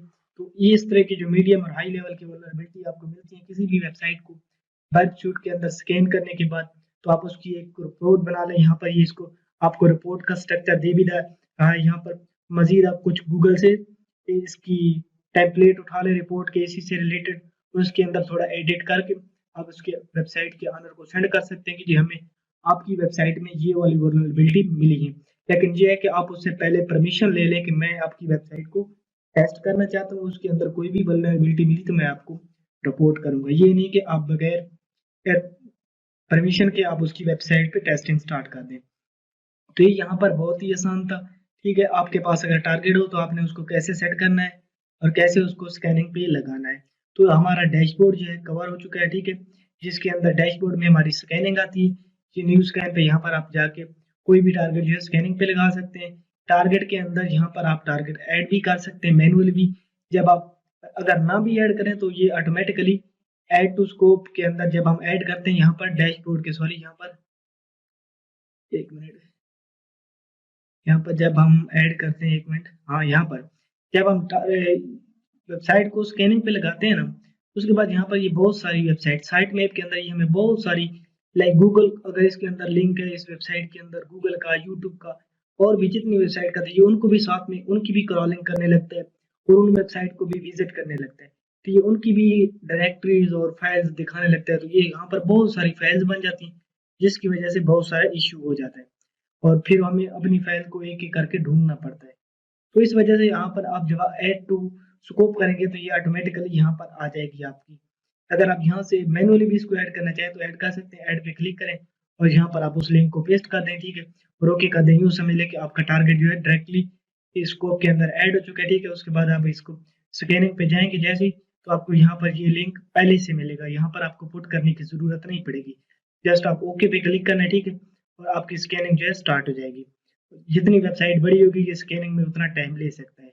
तो यहाँ पर हमने टारगेट और डैशबोर्ड दोनों को कवर कर लिया, ठीक है। तो अगली वीडियो में मैं आपको बताऊंगा कि इंट्रूडर, रिपीटर्स, सिक्वेंसर, डिकोडर्स, कंपेयरर, इनकी 1 बाय 1 वीडियोस आती रहेंगी, ठीक है। अगर वीडियो अच्छी लगती है तो लाइक, कमेंट और शेयर जरूर करना है और मजीद वर्क सूट की वीडियोस की सीरीज को देखने के लिए मेरे चैनल को सब्सक्राइब कर लें। मिलते हैं अगली वीडियो में। अल्लाह हाफिज। अस्सलाम वालेकुम फ्रेंड्स, मैं हूं नुमान और आप देख रहे हैं टेक्निकल खान। तो फ्रेंड्स आज इस वीडियो में हम लोग बर्प सूट प्रोफेशनल का सीक्वेंसर मॉड्यूल जो है हम लोग इसको कवर करने वाले हैं, ठीक है। इससे पहले वाले वीडियोस में मैंने डैशबोर्ड हो गया, टारगेट हो गया और प्रॉक्सी को कवर किया हुआ है, ठीक है। अगर आप लोगों ने वो वाली वीडियोस नहीं देखी तो आपने मेरे चैनल पे चले जाना है टेक्निकल खान पे, ठीक है। यहाँ पर आपने प्लेलिस्ट में आ जाना है, ठीक है। इसको थोड़ा सा नीचे स्क्रॉल डाउन करेंगे तो यहाँ पर आपको एक कंप्लीट मिलेगी beginner to advance bug bounty course के नाम से प्लेलिस्ट, या बर्ब सूट प्रोफेशनल जिसका नेम मैंने रखा हो, ठीक है। तो आपने इसको ओपन कर लेना है। इसके अंदर मैंने तमाम चीजें बताई कैसे आप लोग बर्ब सूट प्रोफेशनल को इंस्टॉल कर सकते हैं, ठीक है, और कैसे प्रॉक्सी को कॉन्फ़िगर कर सकते हैं। और एंड पे जो हमारी पिछली क्लास थी जिसके अंदर मैंने बताया हुआ है कि डैशबोर्ड और मॉड्यूल टारगेट को हम लोग कैसे यूज में ले सकते हैं, तो आप लोग इसको आसानी से यूज कर सकते हैं या समझ सकते हैं कि कैसे बर्ब सूट के अंदर डैशबोर्ड और टारगेट को आपने यूज करना है। तो अब हम चलते हैं आज की ट्यूटोरियल पे। तो आज के ट्यूटोरियल में मैं आप लोगों को बताने वाला हूँ कि आप लोग कैसे सीक्वेंसर को यूज में ले सकते हैं, ठीक है, या सीक्वेंसर क्या काम करता है। तो सीक्वेंसर बेसिकली जो गाइस हम सर्वर पे जब एक रिक्वेस्ट भेजते हैं, ठीक है, और उसका हमें रिस्पॉन्स मिलता है तो उसकी रैंडमनेस को चेक करने के लिए यूज किया जाता है। क्या हमारी रिक्वेस्ट का जो टोकन या सेशन कुकी होती है, ठीक है, उसकी रैंडमनेस को चेक करने के लिए यूज किया जाता है। इसकी मैं आपको एक मिसाल से समझाता हूँ, एग्जांपल देके, ठीक है। तो यहाँ पर मैंने एक नोटपैड के अंदर नोटपैड की फाइल ओपन की हो, ठीक है। यहाँ पर अगर फर्ज करें मैंने सर्वर पे कोई रिक्वेस्ट भेजी, ठीक है, उसने हमें मुझे ये वाला रिस्पॉन्स दिया ABC, ठीक है। और जब मैंने दोबारा वही सेम रिक्वेस्ट सर्वर पे भेजी, ठीक है, तो उसने अगली मरतबा मुझे ये रिस्पॉन्स दिया ABD, ठीक है। तो अब अगर मैं दोबारा वही सेम रिक्वेस्ट भेजूंगा सर्वर पे, ठीक है, तो मुझे आइडिया हो जाएगा कि सर्वर ने फर्स्ट टाइम मुझे जो रिक्वेस्ट मैंने भेजी तो उसने रिस्पॉन्स में मुझे ABC दिया, ठीक है। और दोबारा जब मैंने वही रिक्वेस्ट भेजी तो उसने मुझे रिस्पॉन्स में ABD दिया, ठीक है, रिस्पॉन्स के अंदर। तो अब अगर मैं दोबारा वही रिक्वेस्ट भेजूंगा तो सर्वर मुझे जो रिस्पॉन्स देगा वो ABE होगा, ठीक है। इसी तरह अगर मैं दोबारा वही रिक्वेस्ट भेजूंगा तो सर्वर मुझे रिस्पॉन्स में ABF देगा, ठीक है, ABCDEF, ठीक है। तो इस तरह से मुझे समझ आ रही है कि जो एंड पे एक करेक्टर है चेंज हो रहा है, जैसे C हो गया, बाद में D आ गया, फिर E आ गया, फिर F आ गया। तो इस तरह मैं सर्वर की जो एक रिक्वेस्ट सीक्वेंस है रैंडमनेस को मुझे समझ आ रही है कि जो मैं रिक्वेस्ट कर रहा हूँ सर्वर मुझे उसका रिस्पॉन्स कुछ इस तरह से दे रहा है। तो मैं ये अंदाजा लगा सकता हूँ कि अगर मैं अगली रिक्वेस्ट सेंड करूंगा तो सर्वर मुझे उसका क्या जवाब देगा। जैसे ABF है, ठीक है, इससे अगली रिक्वेस्ट में दोबारा वही वाली भेजूंगा तो सर्वर मुझे उसका जवाब रिस्पॉन्स में क्या दे सकता है। तो अब मैं आपको इसकी थोड़ी रियल वर्ल्ड में एग्जांपल करके दिखाता हूँ कि हम लोग कैसे टोकन्स के थ्रू इसको समझ सकते हैं, ठीक है। तो यहाँ पर मैं फायरफॉक्स ओपन किया, ठीक है, मैं यहाँ पर अपने DVW को ओपन कर लेता हूँ, ठीक है। तो यहाँ पर मैंने डैम वल्नरेबल वेब एप्लीकेशन को ओपन कर लिया, ठीक है। तो यहाँ पर फिलहाल जो हमारी इसकी सिक्योरिटी है वो लो पे है, ठीक है। तो यहाँ पर मैं आपको दिखा देता हूँ, ठीक है, ठीक है, कहाँ पर गया, ठीक है, DVW सिक्योरिटी। तो यहाँ पर फिलहाल जो है इम्पॉसिबल पे है, तो मैं इसको फिलहाल लो कर देता हूँ, ठीक है, और मैंने इसको सबमिट कर दिया। तो ये अब हमारी फिलहाल सिक्योरिटी जो है लो हो गई। फिलहाल अब हम चेक करने वाले हैं कि वीक सेशन आईडी जो है, ठीक है। तो यहाँ से हम एक सेशन आईडी को जनरेट करेंगे और उसको हम लोग कैप्चर करके देखेंगे कि हम क्या उसकी रिक्वेस्ट या जो वीक सेशन आईडी है, ठीक है, उसकी रैंडमनेस को हम लोग क्या चेक कर पाते हैं या नहीं, उसकी सीक्वेंस क्या है जो रिक्वेस्ट हमें रिसीव हुई है, ठीक है, और सर्वर उसे हमें जो रिस्पॉन्स दे रहा है, अगर दोबारा अगली रिक्वेस्ट जाएगी तो हमें उससे अगला रिस्पॉन्स क्या मिलेगा। हम बेसिकली ये चेक करने वाले कि सीक्वेंस जो होगी रिक्वेस्ट की उसके आगे जो रिस्पॉन्स मिलने वाला है हमें वो क्या रिस्पॉन्स मिल सकता है या उससे रिक्वेस्ट का रिस्पॉन्स क्या हो सकता है। तो यहाँ पर मैं अपने वर्ब को ओपन कर लेता हूँ, ठीक है। तो यहाँ पर मैंने अपना वर्ब ओपन कर लिया, ठीक है, और यहाँ पर मैं अपनी प्रॉक्सी में आ जाता हूँ। फिलहाल मेरी प्रॉक्सी ऑफ है, ठीक है। और यहाँ पर मैं अब जैसे जनरेट पे क्लिक करूंगा तो मैं इस रिक्वेस्ट को कैप्चर करने वाला हूँ। यहाँ पर मैंने इंटरसेप्ट को ऑन कर लिया, ठीक है। इंटरसेप्ट को ऑन करने के बाद यहाँ पर मैं अब वीक सेशन आईडी हमारा सिलेक्ट है, ठीक है, सिक्योरिटी हमारी लो पे है, तो मैं जनरेट पे क्लिक करता हूँ। जैसे ही मैंने जनरेट पे क्लिक किया तो इधर हमें सॉरी यहाँ पर मैंने अपनी फॉक्सी प्रॉक्सी को ऑन नहीं किया, तो इस वजह से हमें रिक्वेस्ट रिसीव नहीं हुई, ठीक है। तो यहाँ पर हमारी फॉक्सी प्रॉक्सी जो है ऑन हो चुकी है, ठीक है। तो यहाँ पर अब मैं जनरेट पे क्लिक करता हूँ। तो यहाँ पर मैंने जैसे ही जनरेट पे क्लिक किया तो यहाँ पर हमें एक रिक्वेस्ट जो है रिसीव हुई है, या आप कह सकते हैं हमने रिक्वेस्ट को कैप्चर किया है, ठीक है, वीक सेशन आईडी की। तो यहाँ पर ये हमारे मेरे तमाम HTTP के मेथड्स हो गए या पोस्ट हो गया, ठीक है, होस्ट हो गया, ये तमाम चीजें इस रिक्वेस्ट के अंदर हमने कैप्चर की, ठीक है। अब आप इसको सिक्वेंसर के अंदर आपने इसको कैसे सेंड करना है, आप यहाँ पर एक्शन पे क्लिक करके, ठीक है, सेंड टू सिक्वेंसर भी कर सकते हैं, या डायरेक्ट यहाँ पे राइट क्लिक करके, ठीक है, सेंड टू सिक्वेंसर भी कर सकते हैं। जिस तरह आपको आसानी हो आप लोग सेंड कर सकते हो। तो मैं यहाँ पर राइट क्लिक करके सेंड टू सिक्वेंसर करता हूँ। तो यहाँ पर ये हमारी जो रिक्वेस्ट हमने कैप्चर की ये सिक्वेंसर में आ चुकी है। तो यहाँ पर आप देख सकते हैं कि ये वाली रिक्वेस्ट है हमारी जो हमारे सिक्वेंसर में आ चुकी है, ठीक है। अब यहाँ पर आप देख सकते हैं कि एक चीज लिखी हुई है कि token location with in response. तो जो हमारे टोकन की लोकेशन जो विद इन रेस्पॉन्स है, ठीक है, यहाँ पर उसकी हमें यहाँ पर एक कुकी मिली है, ठीक है, जो कुकी के अंदर dvw सेशन इक्वल टू है 2 है। कुकी को जो हमें आप कह सकते हैं कि जो सेशन मिला है dvw इक्वल टू 2 है, ठीक है। अब इसको राइट क्लिक करेंगे तो यहाँ पर हमें एक ही रिसीव हुए कुकी का जो dvw सेशन है, ठीक है। तो अब यहाँ पर आप इसको कस्टम भी सिलेक्ट कर सकते हैं, इसकी लोकेशन को कस्टम लोकेशन पे यहाँ पर आएंगे, ठीक है। तो यहाँ पर अगर आप यहाँ पर आएंगे तो यहाँ पर आपको एक मिलेगी इससे सेशन या टोकन मिलेगा, ठीक है। तो यहाँ पर ये देखें dvw सेशन या सेट कुकी जो आपको मिली हुई, ठीक है, यहाँ पर आप इसको सिलेक्ट कर सकते हैं। और ऊपर आप देख सकते हैं कि बर्ब स्वीट ऑटोमेटिकली एक्सप्रेशंस और डेलीमीटर को सिलेक्ट कर रहा है। हम जिस भी चीज को सिलेक्ट कर लें, आप लोग चाहें तो करंट लेंथ को भी सिलेक्ट कर सकते हैं, लेकिन यहाँ पर कंटेंट लेंथ को सॉरी, ठीक है। यहाँ पर मेरा कंसर्न जो है basically dvw session equal to 2 है, ठीक है। तो यहाँ पर मैं इसको ओके कर लेता हूँ। लेकिन यहाँ पर हम लोग इसी कुकी को लेकर चलने वाले हैं जो हमने कैप्चर की रिक्वेस्ट के, ठीक है, जो हमें रिसीव हुए dvw सेशन इक्वल टू 2, ठीक है। तो इसके बाद यहाँ पर एंड पे नीचे लिखे हुए लाइव कैप्चर ऑप्शन। तो यहाँ पर ये बेसिकली जो हमारे सिक्वेंसर की स्पीड होगी जब हम इसको कैप्चर करेंगे इसके मजीद टोकन को, ठीक है, या रिक्वेस्ट के टोकन को मजीद कैप्चर करेंगे तो ये उसकी स्पीड को बढ़ा सकता है। तो आप बाय डिफॉल्ट रहने दें तो यही बेस्ट है। तो मैं यहाँ पर स्टार्ट लाइव कैप्चर पे क्लिक करता हूँ। तो यहाँ पर जैसे मैंने स्टार्ट लाइव कैप्चर पे क्लिक किया तो यहाँ पर आपने कम से कम 2 से 3,000 को कैप्चर कर लेना, ठीक है। तो ये काफी टाइम भी ले सकता है। तो इसने फिलहाल 940 टोकन जो है कैप्चर किए, ठीक है। तो अभी मैं यहाँ पर कुछ देर वेट कर लेता हूँ, ठीक है। तो यहाँ पर इसने तकरीबन 2000 से ज्यादा कैप्चर कर लिए टोकन, ठीक है। तो यहाँ पर मैं इसको स्टॉप कर देता हूँ। इसको स्टॉप करने के बाद अब मैं यहाँ पर इसको एनालाइज नाउ पे क्लिक करता हूँ कि ठीक है इसके अंदर जो टोकन है मेरे रिसीव हुए, ठीक है, उनके अंदर क्या रैंडमनेस क्या है, कैसी है, ठीक है, या रिक्वेस्ट हमें जो रिसीव हुई है या उनके अंदर कैसी रैंडमनेस है, ठीक है। एनालाइज नाउ पे मैंने क्लिक किया, यहाँ पर मेरा ओवरऑल रिजल्ट आ रहा है, ठीक है। करेक्टर लेवल एनालिसिस हो गया, बिट लेवल एनालिसिस हो गया और एनालिसिस ऑप्शन हो गया। तो मेरा जो मेन कंसर्न है वो यहाँ पर ओवरऑल रिजल्ट पे है। The overall quality of randomness within the sample is estimated to be extremely poor। तो यहाँ पर ये हमें बता रहा है कि जो रैंडमनेस है, ठीक है, टोकन्स के अंदर वो बहुत ही पुअर है, ठीक है। तो at a significance level of 1% the amount of effective entropy is estimated to be 0 bits। तो यहाँ पर इसकी जो रैंडमनेस है टोकन्स की ये कह रहा है कि ये काफी पुअर है, ठीक है। तो यहाँ पर मैं टोकन्स को कॉपी कर लेता हूँ, ठीक है, और मैं इसको ओपन करके चेक करता हूँ। तो यहाँ पर मैंने टोकन्स को कॉपी कर लिया और इसकी रैंडमनेस को चेक करने के लिए यहाँ पर मैं इसके अंदर पेस्ट कर देता हूँ, ठीक है। तो मैंने यहाँ पर इसको पेस्ट कर दिया। यहाँ पर मैं इसको ऊपर ले जाता हूँ, ठीक है। तो यहाँ पर आप लोग देख सकते हैं कि जो हमें टोकन्स रिसीव हुआ था, ठीक है, तो dvw सेशन इक्वल टू 2 था, यहाँ पर आप देख सकते हैं, ठीक है। तो यहाँ पर आप देख सकते हैं कि ये dvw सेशन इक्वल टू 2 था, ठीक है।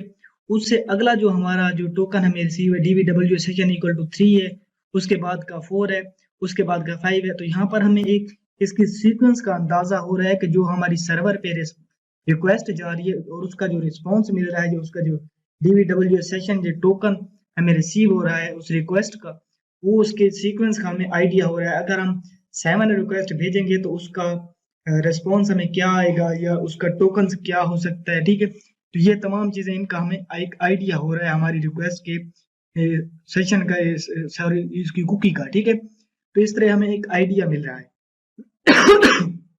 सॉरी। तो यहाँ पर मैं इनको फिलहाल हटा लेता हूँ यहाँ से, ठीक है। अब हम इसको चेक करते हैं, ठीक है। एक मिनट यहाँ पर मैं इसको हटा लेता हूँ ताकि हम जब इसकी सिक्योरिटी को बढ़ाएंगे तो फिर हम देखेंगे कि ये जो चीज है, एक मिनट, ठीक है, बस इनको मैं रहने देता हूँ। फिलहाल मैं इसको ऊपर ले जाता हूँ और फिर दोबारा हम चेक कर लेते हैं। तो यहाँ पर मैं ऊपर इसको पेस्ट कर दूंगा, ठीक है। तो अब हम सिक्योरिटी को बढ़ाते हैं, ठीक है, dvw के डैम वल्नरेबल वेब एप्लीकेशन के अंदर, ठीक है। और यहाँ पर फिलहाल मैं इसको इंटरसेप्ट को ऑफ कर देता हूँ, ठीक है। तो मैंने इंटरसेप्ट को ऑफ कर दिया, ठीक है। तो यहाँ पर मैं इसकी सिक्योरिटी को बढ़ा देता हूँ।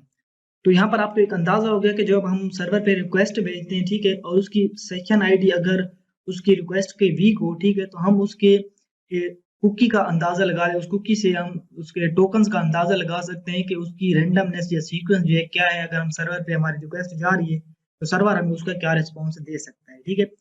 तो यहाँ पर हमारा ये सिलेक्ट है DVWA सिक्योरिटी को यहाँ पर मैं हाई पे कर देता हूँ, ठीक है। और हो सकता है हाई पे हमें इसकी समझ भी ना आए, ठीक है।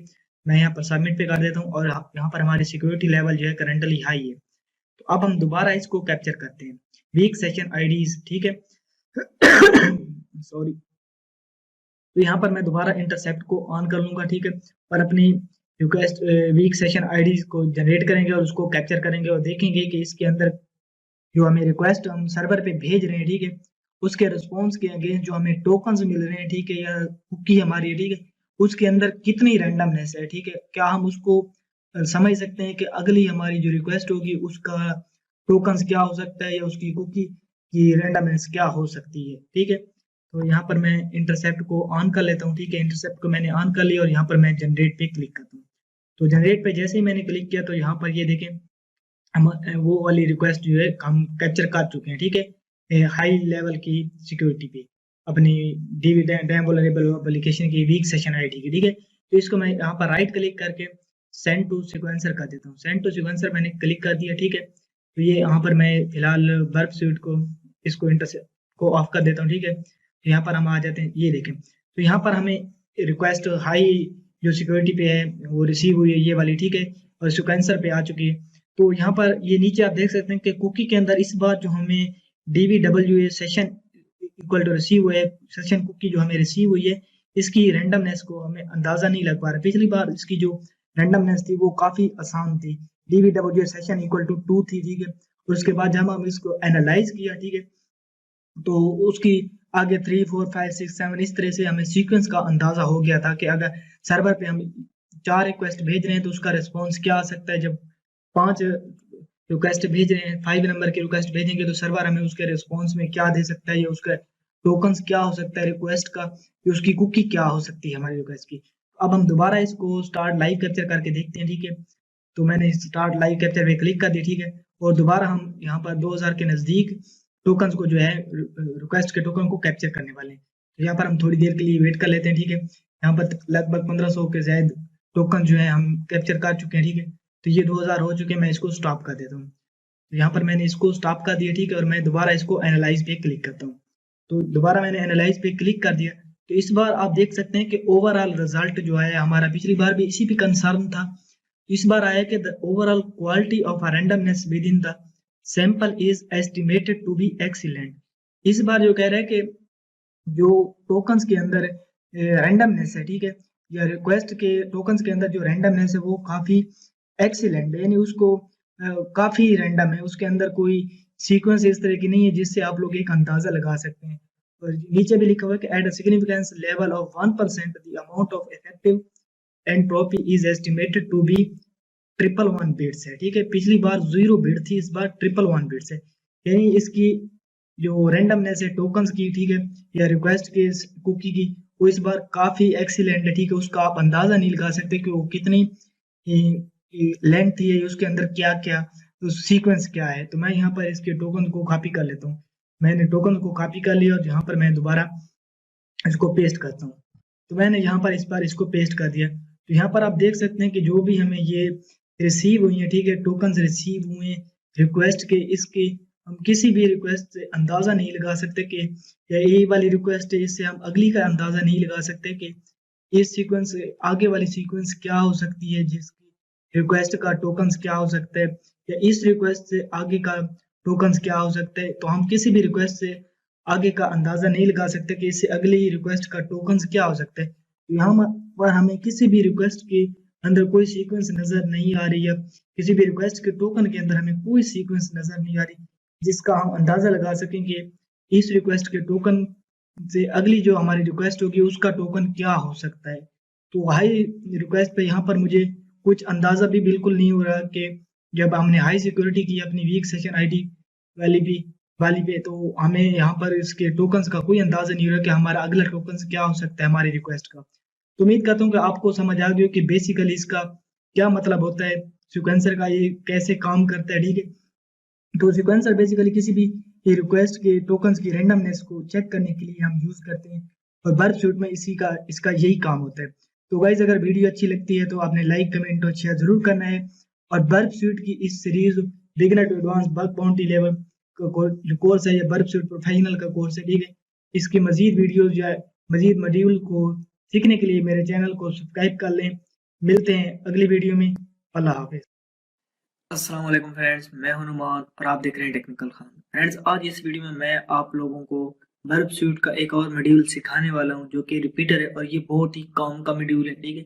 इसके अंदर हम अपनी रिक्वेस्ट के जो पैरामीटर्स होते हैं उनको चेंज कर सकते हैं, और सर्वर का जो लाइव रिस्पॉन्स होता है हम उसको देख सकते हैं कि अगर हम अपनी रिक्वेस्ट के पैरामीटर्स को चेंज करते हैं तो सर्वर हमें क्या लाइव रिस्पॉन्स देता है। तो हम अपनी मर्जी से पैरामीटर्स के साथ खेल सकते हैं। जो रिक्वेस्ट हम कैप्चर करते हैं रिपीटर के अंदर, जब हम उसको ले जाते हैं तो अपनी मर्जी से उस रिक्वेस्ट के अंदर चेंजिंग करके उसके साथ खेल सकते हैं और चेक कर सकते हैं कि सर्वर हमें इसका क्या रिस्पॉन्स देगा अगर हम इस की रिक्वेस्ट के अंदर इस पैरामीटर्स को कुछ इस तरह से चेंज करेंगे। तो यूं समझ लें कि हम लाइव रिस्पॉन्स जो है रिपीटर्स के थ्रू देखते रहते हैं, जो हमें सर्वर रिस्पॉन्स देता है किसी भी रिक्वेस्ट का, अगर हम उस रिक्वेस्ट के अंदर कोई चेंजेस करते हैं तो यहाँ पर मैं डैम वल्नरेबल वेब एप्लीकेशन की जो वल्नरेबिलिटी फाइल अपलोड की है मैं इसको कवर करने वाला हूँ, ठीक है। तो मैं यहाँ पर सिक्योरिटी को लो पे फिलहाल सिलेक्ट कर देता हूँ। यहाँ पर हमारी सिक्योरिटी लो पे सिलेक्ट है, ठीक है। तो पहले मैं यहाँ पर लो पे पेलोड को अपलोड करूंगा, ठीक है। फाइल अपलोड की वल्नरेबिलिटी के अंदर यहाँ पर हम एक पीएचपी का पेलोड यूज करने वाले हैं, ठीक है, जिसके थ्रू हम चेक करेंगे कि क्या हमारी फाइल अपलोड हो रही है या नहीं हो रही। तो यहाँ पर ये सिर्फ जो है इमेजेस जेपीजी और पीएनजी इमेजेस को एक्सेप्ट करता है। इसके अलावा ये किसी भी पीएचपी हो गई, पीडीएफ हो गई, ये कुछ इस तरह की फाइल्स को ये अपलोड नहीं होने देता। तो यहाँ पर हम वर्क सूट के अंदर आ जाते हैं, ठीक है। तो वर्क सूट के अंदर यहाँ पर ये वाला हमारा रिपीटर एक मॉड्यूल है, ठीक है। इसके अंदर हम इसके जो पैरामीटर्स हैं लिखे हुए हैं, जैसे ये एक कंटेंट डिस्पोजिशन हो गया, ठीक है, या कंटेंट टाइप हो गया, तो हम इसको चेंज कर सकते हैं।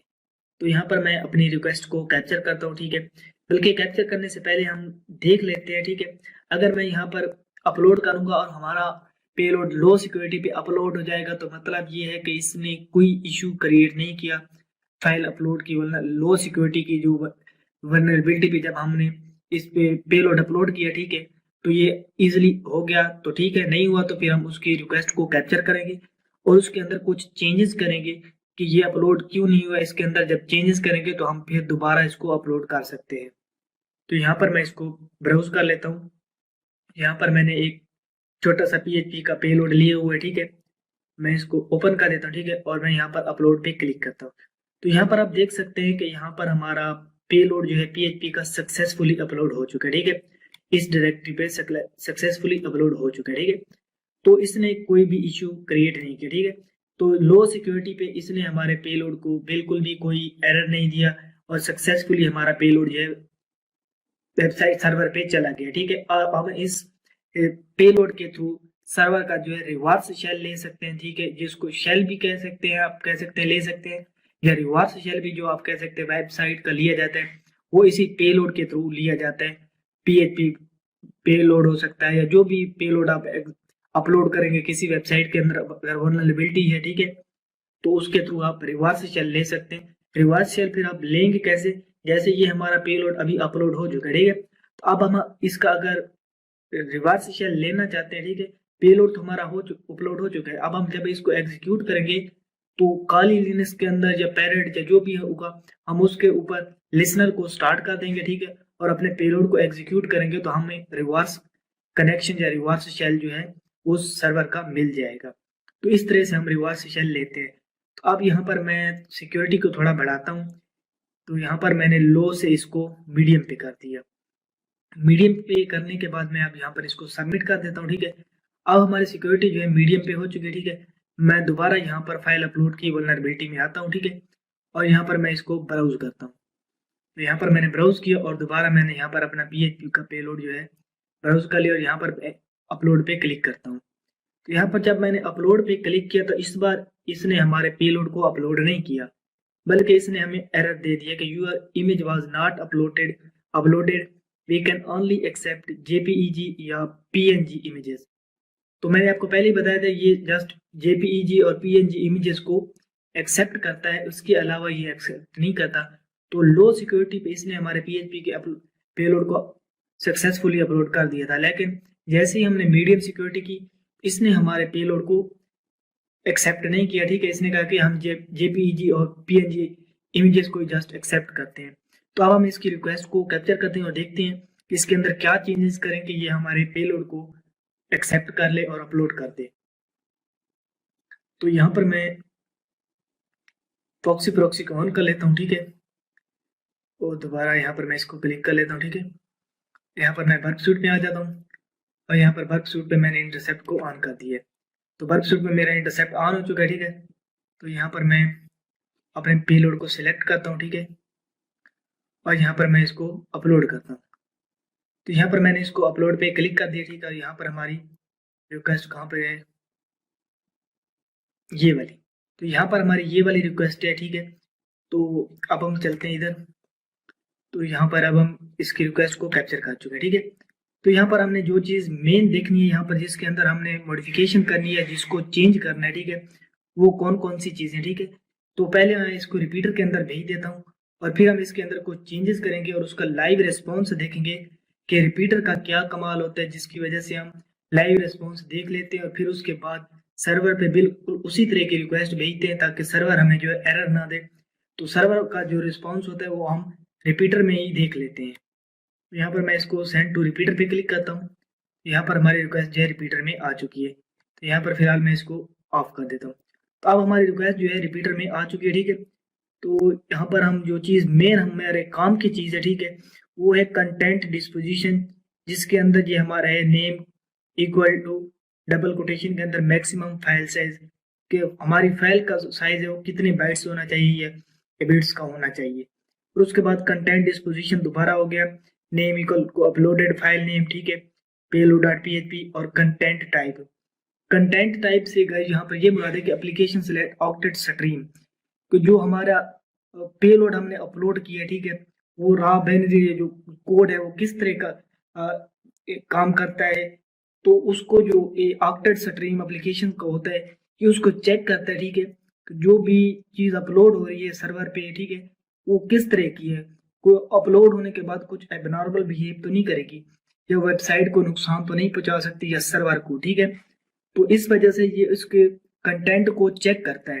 तो यहाँ पर हम इसको, मैं अगर यहाँ पर इसको सेंड पे क्लिक करता हूँ, ठीक है, तो यहाँ उस वक्त हमें रेस्पॉन्स मिला था कि your file was not uploaded. तो यहाँ पर भी बिल्कुल उसी तरह का रेस्पॉन्स हमें मिलेगा क्योंकि रिक्वेस्ट हमने वही सेम कैप्चर की है यहाँ पे। तो यहाँ पर ये देखें, your image was not uploaded, we can only accept JPEG और पीएनजी। तो यहाँ पर भी हमें बिल्कुल वही रिस्पॉन्स मिला है। तो यहाँ पर मैं इसको चेंज करता हूँ। ठीक है, ये जो इसकी टाइप है कंटेंट टाइप, मैं इसको चेंज कर देता हूँ। ठीक है, इसकी कंटेंट टाइप को मैं कुछ इस तरह से चेंज करता हूँ कि यहाँ पर ये हमारा जो पीएचपी का पेलोड है, ठीक है, ये सक्सेसफुली अपलोड हो जाए। तो यहाँ पर मैं इसको लिख देता हूँ जी, इमेज स्लैश जेपीईजी। ठीक है, तो यहाँ पर मैंने कंटेंट टाइप को चेंज कर दिया, ठीक है, इमेज स्लैश जेपीईजी में। और अब मैं दोबारा इसकी रिक्वेस्ट को सेंड करता हूँ, ठीक है, और इसका रिस्पॉन्स क्या आता है। तो यहाँ पर मैंने सेंड पे क्लिक किया, ठीक है, तो यहाँ पर मैं इसको नीचे से स्क्रॉल डाउन करता हूँ, देखता हूँ कि इसका रिस्पॉन्स क्या आया है इस बार। तो यहाँ पर आप देख सकते हैं कि dot hackable upload slash payload successfully uploaded. तो यहाँ पर हमारा जो पीएचपी का पेलोड है सक्सेसफुली अपलोड हो चुका है। जस्ट मैंने कंटेंट टाइप जो है चेंज की है, ठीक है, तो इसने हमारे पीएचपी के पेलोड को मीडियम लेवल के सिक्योरिटी पे भी अपलोड कर दिए। जस्ट मैंने कंटेंट टाइप इसके अंदर चेंज किया। तो इस तरह से हम रिपीटर के अंदर अपनी रिक्वेस्ट को, पैरामीटर्स को जब चेंज करते हैं तो हमें पता चल जाता है कि सर्वर का क्या रिस्पॉन्स आएगा। तो यहाँ पर आप मैं चेक करता हूँ कि सर्वर पे अगर हम इसको ब्राउजर के अंदर चेक करेंगे तो हमें क्या इसका रिस्पॉन्स मिलेगा। ठीक है, तो रिक्वेस्ट इन ब्राउजर, ठीक है, तो एक ओरिजिनल सेशन, ठीक है, मैं इसको कॉपी कर लेता हूँ और यहाँ पर मैं आ जाता हूँ अपने ब्राउज़र में और यहाँ पर मैं इसको पेस्ट करता हूँ, ठीक है, और इंटर प्रेस करता हूँ। तो यहाँ पर ये देखें, इसने हमें वही वाला बिल्कुल सेम रिजल्ट दिया है केवल uploads payload dot PHP successfully uploaded. तो मीडियम लेवल की सिक्योरिटी पे भी हमने जस्ट इसके कंटेंट टाइप को चेंज किया तो हमारा जो पेलोड है वो सक्सेसफुली अपलोड हो गया। तो अब हम इसको लिसनर के थ्रू हम इसका रिवर्स शेल जो है ले सकते हैं पेलोड को एग्जीक्यूट करा के। तो अब मैं दोबारा इसकी सिक्योरिटी जो है, ठीक है, इसको मैं हाई पे कर देता हूँ, ठीक है। मीडियम पे पहले थी तो मीडियम पे हमने सिक्योरिटी को बाईपास कर दिया है। तो उसके बाद अब अगर यहाँ पर मैं इसकी सिक्योरिटी को मीडियम से हाई पे ले जाता हूँ, ठीक है, और सबमिट कर देता हूँ, ठीक है, तो अब हमारी सिक्योरिटी जो है हाई पे हो चुकी है। और यहाँ पर फाइल अपलोड की वल्नरेबिलिटी में मैं दोबारा कवर करने वाला हूँ। तो यहाँ पर मैंने अपने पेलोड को सिलेक्ट कर दिया, ठीक है। यहाँ पर मैं आ जाता हूँ इधर, तो प्रॉक्सी को मैं यहाँ पर ऑन कर देता हूँ, ठीक है। फिलहाल इसको मैं ऑफ कर दूँ। तो यहाँ पर ठीक है, हमारी ये ऑन है वर्क सूट। तो यहाँ पर इसको अगर मैं अपलोड करता हूँ तो यहाँ पर पहले आपको दिखाता हूँ कि क्या हमारा PHP का जो पेलोड अपलोड होता है या नहीं होता। हाई लेवल सिक्योरिटी पे भी इसने हमें वही वाला रेस्पॉन्स दिया है, ठीक है। Your image was not uploaded, we can only accept JPEG और PNG इमेजेस। तो यहाँ पर इसने फिर वही हमें एरर दिया, ठीक है। तो दोबारा हम इस रिक्वेस्ट को कैप्चर करेंगे, ठीक है, और चेक करेंगे कि इसके अंदर कुछ और मॉडिफिकेशन करके कि हम हाई लेवल सिक्योरिटी पे कैसे अपने PHP के पेलोड को अपलोड कर सकते हैं। तो यहाँ पर हमारा बर्ब ठीक है ऑन है, फॉक्सी प्रॉक्सी ऑन है। तो यहाँ पर मैं इसको दोबारा इस पर सिलेक्ट करता हूँ, ठीक है, और इसको मैं अपने PHP के पेलोड को सिलेक्ट कर दिया और यहाँ पर मैंने इसको इंटरसेप्ट को ऑन कर दिया। इंटरसेप्ट को ऑन करने के बाद यहाँ पर मैं इसको फॉरवर्ड कर देता हूँ। तो उसके बाद यहाँ पर मैं अपलोड पे क्लिक करता हूँ। तो यहाँ पर मैंने जैसे अपलोड पे क्लिक किया तो यहाँ पर हमारी रिक्वेस्ट जो आ चुकी है, मैं इसको फॉरवर्ड कर देता हूँ, ठीक है। तो ये वाली हमारी रिक्वेस्ट है लोकल होस्ट की पोर्ट 80 पे जो है।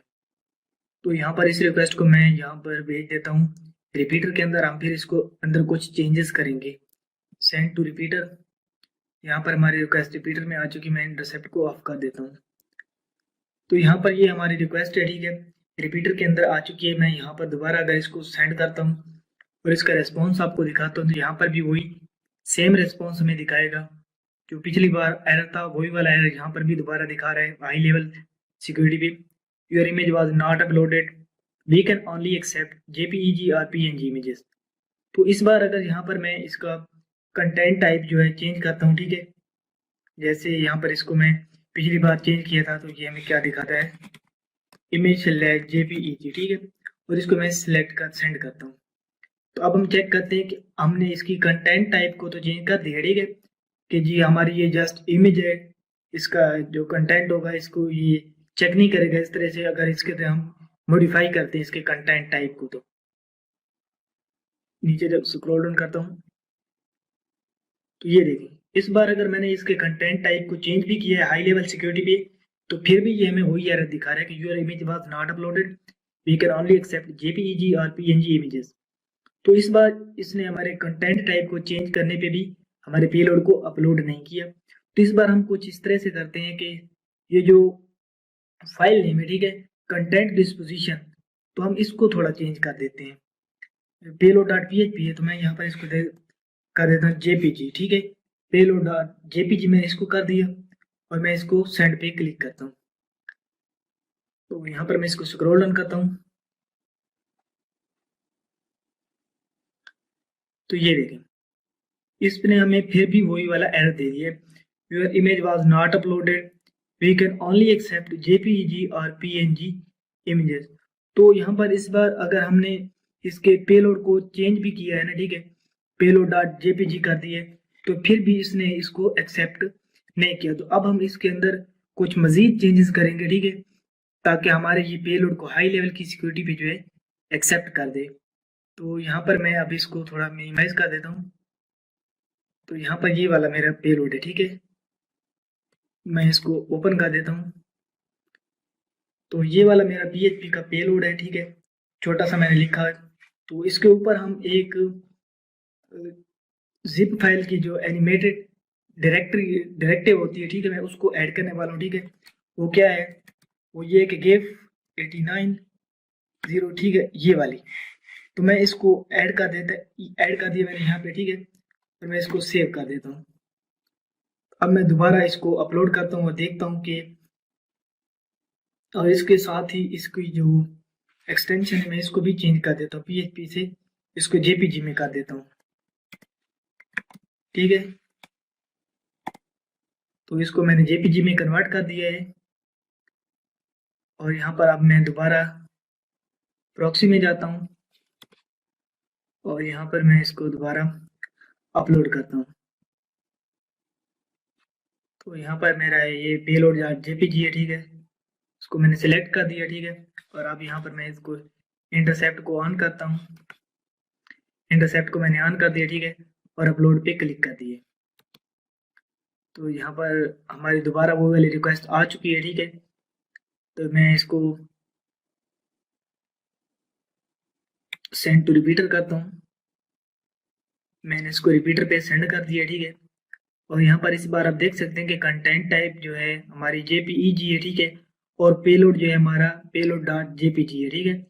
तो यहाँ पर मैं इसको सेंड पे क्लिक करता हूँ और इसका रिस्पॉन्स क्या आता है मैं ये देखता हूँ।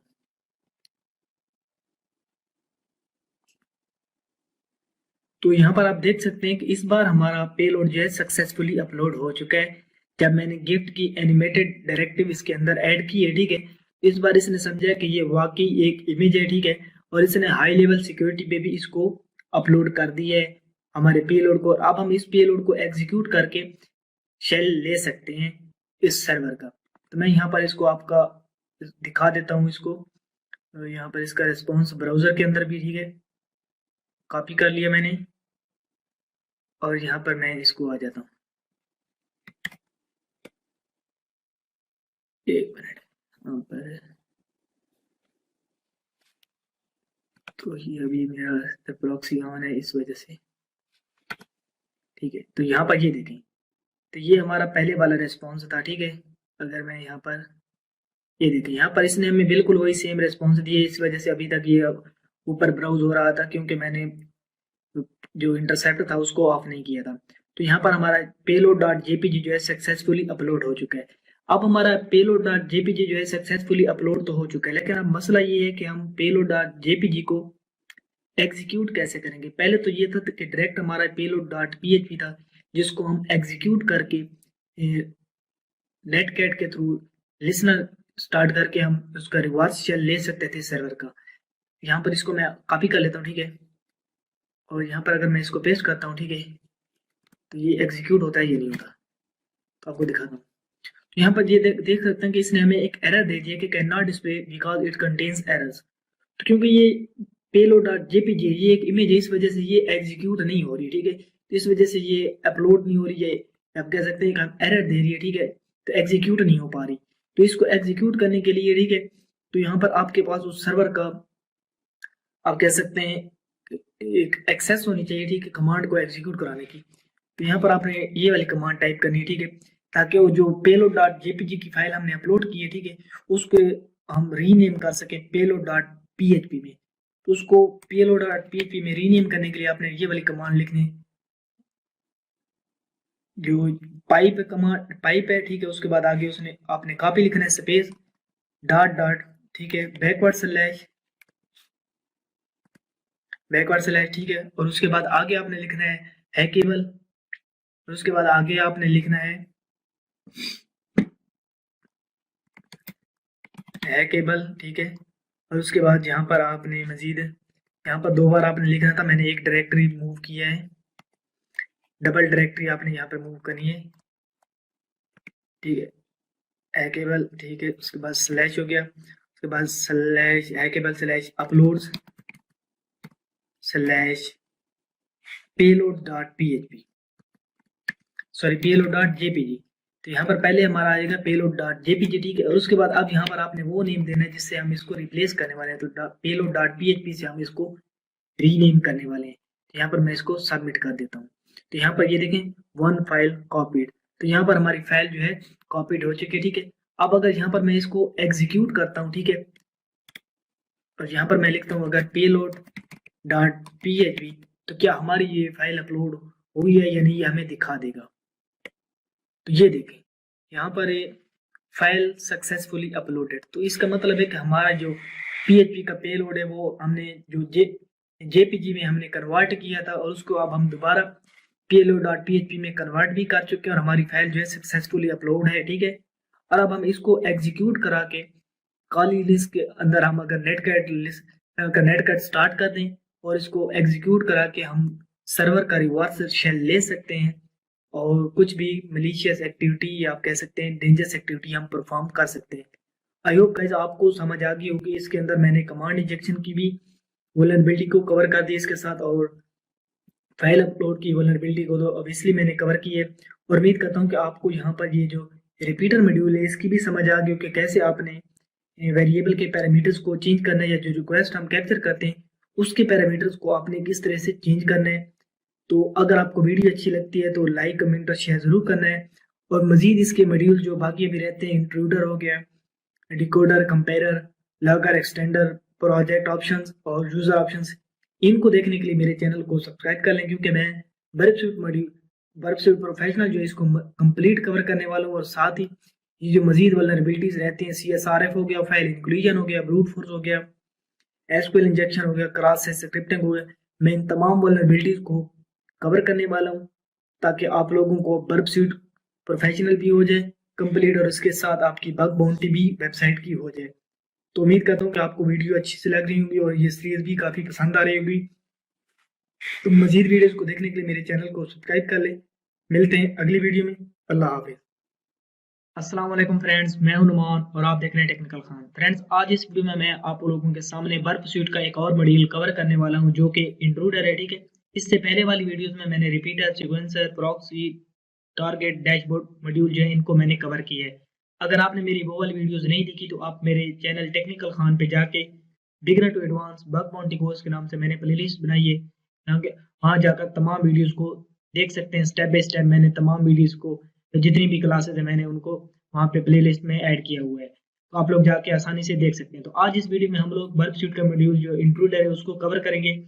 वर्कसूट का जो मॉड्यूल इंट्रूडर है इसमें हम लोग brute force attack, dictionary attack और बाकी जितने भी अटैक है इजीली परफॉर्म कर सकते हैं। इसको आप लोग सिर्फ ये नहीं कह सकते कि हम इंट्रूडर टाइप से वर्कसूट ब्रूट फोर्स अटैक हो गया या डिक्शनरी अटैक हो गया परफॉर्म कर दे, बल्कि आप इसको एक फजिंग मशीन कह सकते हैं। आप किसी भी तरह का अटैक वर्कसूट का जो मॉड्यूल इंट्रूडर है इसके साथ आप आसानी से परफॉर्म कर सकते हैं, कोई भी अटैक हो। तो यहाँ पर इस बार मैं दोबारा डैम वल्नरेबल वेब एप्लीकेशन यहाँ पे यूज कर रहा हूँ, ठीक है। और यहाँ पर एक वल्नरेबिलिटी है ब्रूट फोर्स की। इस ब्रूट फोर्स की वल्नरेबिलिटी को मैं कवर करने वाला हूँ, ठीक है। यहाँ पर यूजर नेम और पासवर्ड का हमें नहीं पता, यहाँ पर मैं कुछ अपनी तरफ से रैंडम इनपुट एंटर करूंगा, ठीक है। और हम उसको फिर ब्रूट फोर्स अटैक उस पर परफॉर्म करेंगे और चेक करेंगे कि क्या हमने पासवर्ड क्रैक किया है या नहीं किया, ठीक है। तो यहाँ पर मैं अपना बर्फ की प्रॉक्सी जो है मेरी, ठीक है, ऑन है वर्कसूट पे। तो मैं यहाँ पर यूजर नेम लिख देता हूँ गार्डन भी, ठीक है। उसके बाद यहाँ पर मैं लिखता हूँ ABC, ठीक है। तो मुझे इसके पासवर्ड का नहीं पता, तो यहाँ पर मैं इंटरसेप्ट को ऑन कर देता हूँ। इंटरसेप्ट को मैंने ऑन कर दिया। यहाँ पर ये देखिए रिक्वेस्ट कैप्चर होना स्टार्ट हो चुकी है, ठीक है। वर्कसूट मेरा चल रहा है, या रिक्वेस्ट को कैप्चर कर रहा है। यहाँ पर मैं लॉग इन पे क्लिक करता हूँ, यहाँ पर हम वर्क में आ जाते हैं, ठीक है। इसको मैं फॉरवर्ड करता हूँ, इसको भी फॉरवर्ड। तो यहाँ पर हमारी वो वाली रिक्वेस्ट आ चुकी है, ठीक है, जो अभी हमने ब्रूट फोर्स पे लिखी है। ये देखिए इसका रिक्वेस्ट का जो मेथड है गेट है, ठीक है, डैम DVWA वल्नरेबिलिटीज और ब्रूट फोर्स, ठीक है। तो यूजर नेम मेरा गार्डन भी आ चुका है यहाँ पर, और उसके बाद यहाँ पर मेरा पासवर्ड जो है ABC है, ठीक है। तो मैं इसको सेंड टू इंट्रूडर कर देता हूँ। मैंने इसको सेंड टू इंट्रूडर कर दिया, इसको मैं फिलहाल इंटरसेप्ट को ऑफ कर देता हूँ। तो यहाँ पर इसने मेरे तमाम उन एरियाज को हाईलाइट किया है, ठीक है। यहाँ पर भी मैं आपको दिखा देता हूँ। यहाँ पर ये देखिए इसने कहा है कि user name and password are incorrect, ठीक है। तो यहाँ पर हम वर्क में आ जाते हैं दोबारा। तो यहाँ पर इसने उन तमाम फील्ड्स को हाईलाइट किया जिन पे हम लोग फजिंग कर सकते हैं, या इसने हमें बता दिया कि यहाँ पर आप लोग फजिंग कर सकते हैं। यानी फजिंग का मतलब है हम लोग अटैक परफॉर्म कर सकते हैं। तो हम तमाम इन फील्ड्स पर तो फजिंग नहीं करने वाले, ठीक है। मैं इसको फिलहाल क्लियर कर देता हूँ। तो यहाँ पर ये जो गाइस लिखा हुआ है होस्ट हो गया, यूजर एजेंट हो गया, या एक्सेप्ट हो गया, एक्सेप्ट लैंग्वेज हो गया, ये तमाम जो है हेडर्स है, इनको आप लोग नहीं चेंज कर सकते। बाकी ये जितनी भी चीजें हैं, ये पैरामीटर्स हैं, इनको आप लोग इनके अंदर कोई भी वैल्यूज को अपनी मर्जी से चेंज कर सकते हैं, ठीक है। या जिस तरह इनके अंदर मॉडिफिकेशन करनी हो या मैनिपुलेट इनको करना हो, तो आप लोग बड़ी आसानी से कर सकते हैं। तो यहाँ पर हम basically brute force attack perform करने वाले हैं, ठीक है। तो उसके लिए यहाँ पर ये अटैक टाइप ऊपर दिया हुआ है, ठीक है। तो अटैक टाइप हम लोग जो है फिलहाल स्नाइपर यूज करने वाले हैं। स्नाइपर में क्या होता है, बल्कि यहाँ पर टोटल जो है 4 टाइप्स हैं, इसमें से हम लोग स्नाइपर को यूज करने वाले हैं। स्नाइपर को क्यों यूज करने वाले हैं वो भी मैं आपको बता देता हूँ, और बाकी के बारे में भी बता देता हूँ, इनको यूज करेंगे तो आपको क्या फायदा होगा। तो स्नाइपर का यूज यहाँ पर लिखा हुआ है कि this attack uses a single set of payloads and one और मोर पेलोड पोजीशंस। यानी ये जो अटैक है यूज करता है सिंगल सेट ऑफ पेलोड्स होता है, एक या एक से ज्यादा पेलोड पोजीशन पे, एक ही पेलोड को एक या एक से ज्यादा पेलोड पोजीशन पे इसको यूज करता है पेलोड को। उसके बाद it places each payload into the first position. ये जो एक पेलोड होता है वो हर पेलोड की यहाँ पे जो पोजीशन होती है उस पे फर्स्ट पोजीशन पे उसको प्लेस करता है। Then each payload play then each payload into the second position and so on.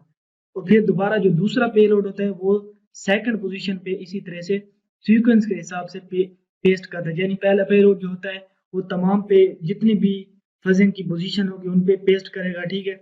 उसके बाद दूसरा पेलोड जो होगा फिर वो दूसरी तमाम पोजीशन पे पेस्ट करेगा। इस तरह से ये काम करता है। उसके बाद आ जाता है कि बैटरिंग रैम हो गया। This uses a single set of payloads, it iterates through the payloads and places the same payload into all defined payload position. यानी ये एक ही पेलोड सेम पेलोड्स को जो है ना ऑल पोजीशन पे एक ही टाइम पे प्लेस कर देता है। ये नहीं करता कि फर्स्ट टाइम पे फर्स्ट पेलोड को फर्स्ट पोजीशन पे करेगा, फिर सेकंड टाइम पे सेकंड पेलोड को सेकंड पोजीशन पे, एट अ टाइम ये सेम पेलोड को ऑल पोजीशन पे जो है प्लेस कर देता है। उसके बाद आ जाएगा पिच फॉर्क। पिच फॉर्क का क्या होता है, this attack uses multiple payload sets.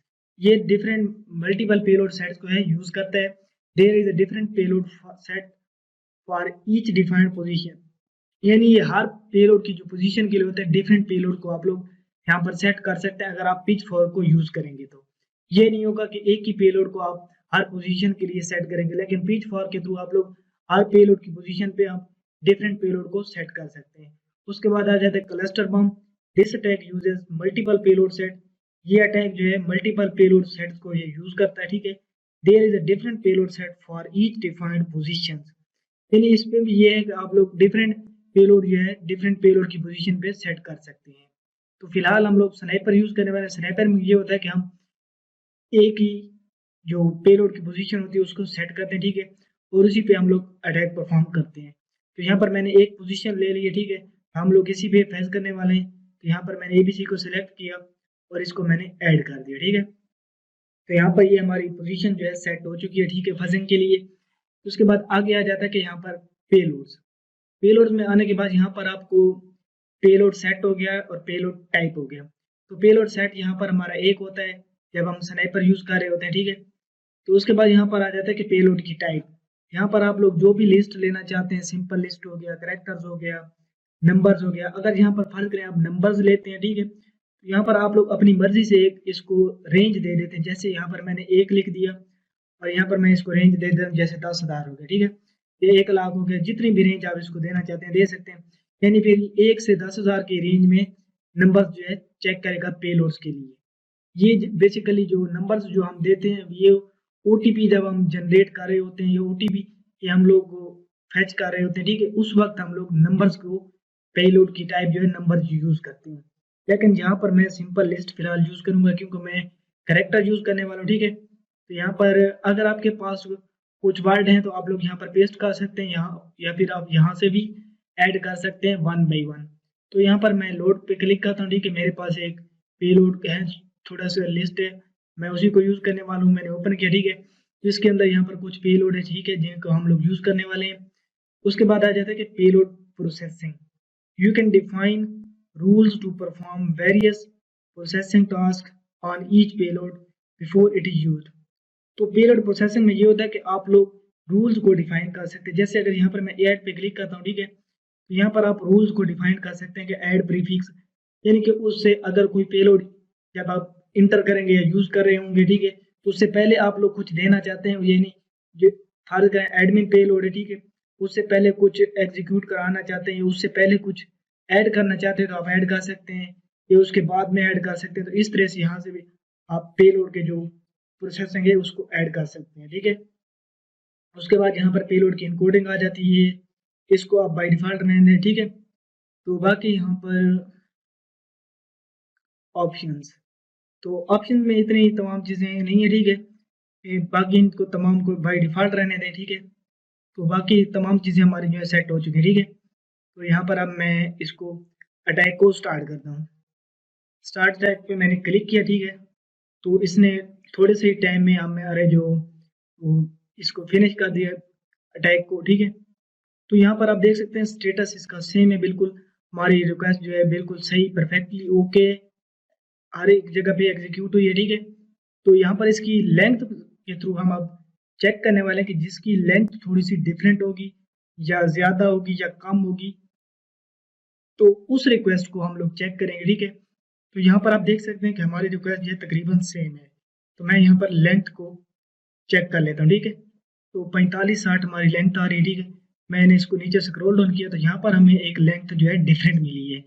तो इस लेंथ पे हम लोग चेक करेंगे कि हो सकता है कि हमारा पासवर्ड जो है सही हो, ठीक है। तो यहाँ पर ABC 123 है, ठीक है, पेलोड हमारा, ठीक है, यानी हमारा पासवर्ड या पेलोड जो है 123 ABC 123 है, ठीक है, और स्टेटस जो है 200 है और लेंथ जो है 4607 है।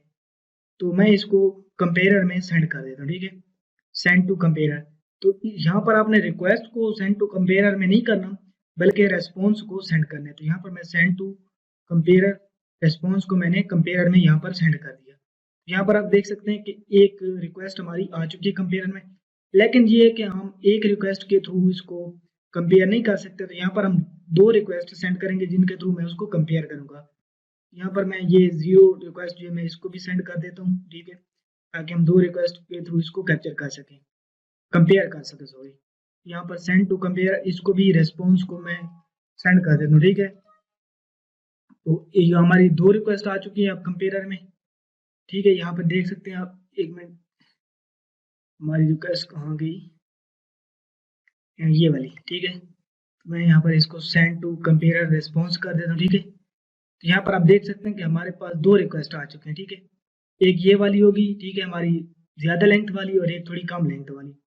तो उसके बाद यहाँ पर जब आप इसको कंपेयर करना है आपने, ठीक है, तो इसको कंपेयर करने के लिए आपने यहाँ पर कंपेयर वर्ड्स भी कर सकते हैं या बाई बाइट्स भी कर सकते हैं। अगर आप लोग प्रोफेशनल हैं तो आप लोग बाइट्स के थ्रू भी इसको कंपेयर कर सकते हैं, अदरवाइज बेस्ट यही है कि आप वर्ड्स के थ्रू करें। अगर आप लोग बिगिनर हैं तो ठीक है, इसमें आपको आसानी होगी। मैं यहाँ पर वर्ड्स पे क्लिक करता हूँ, तो यहाँ पर मैंने वर्ड्स पे क्लिक किया, ठीक है। तो उसके बाद यहाँ पर मैं इसको थोड़ा नीचे स्क्रॉल डाउन करता हूँ और हम चेक करते हैं कि इसने हमें क्या रिस्पॉन्स दिया है। तो यहाँ पर इसने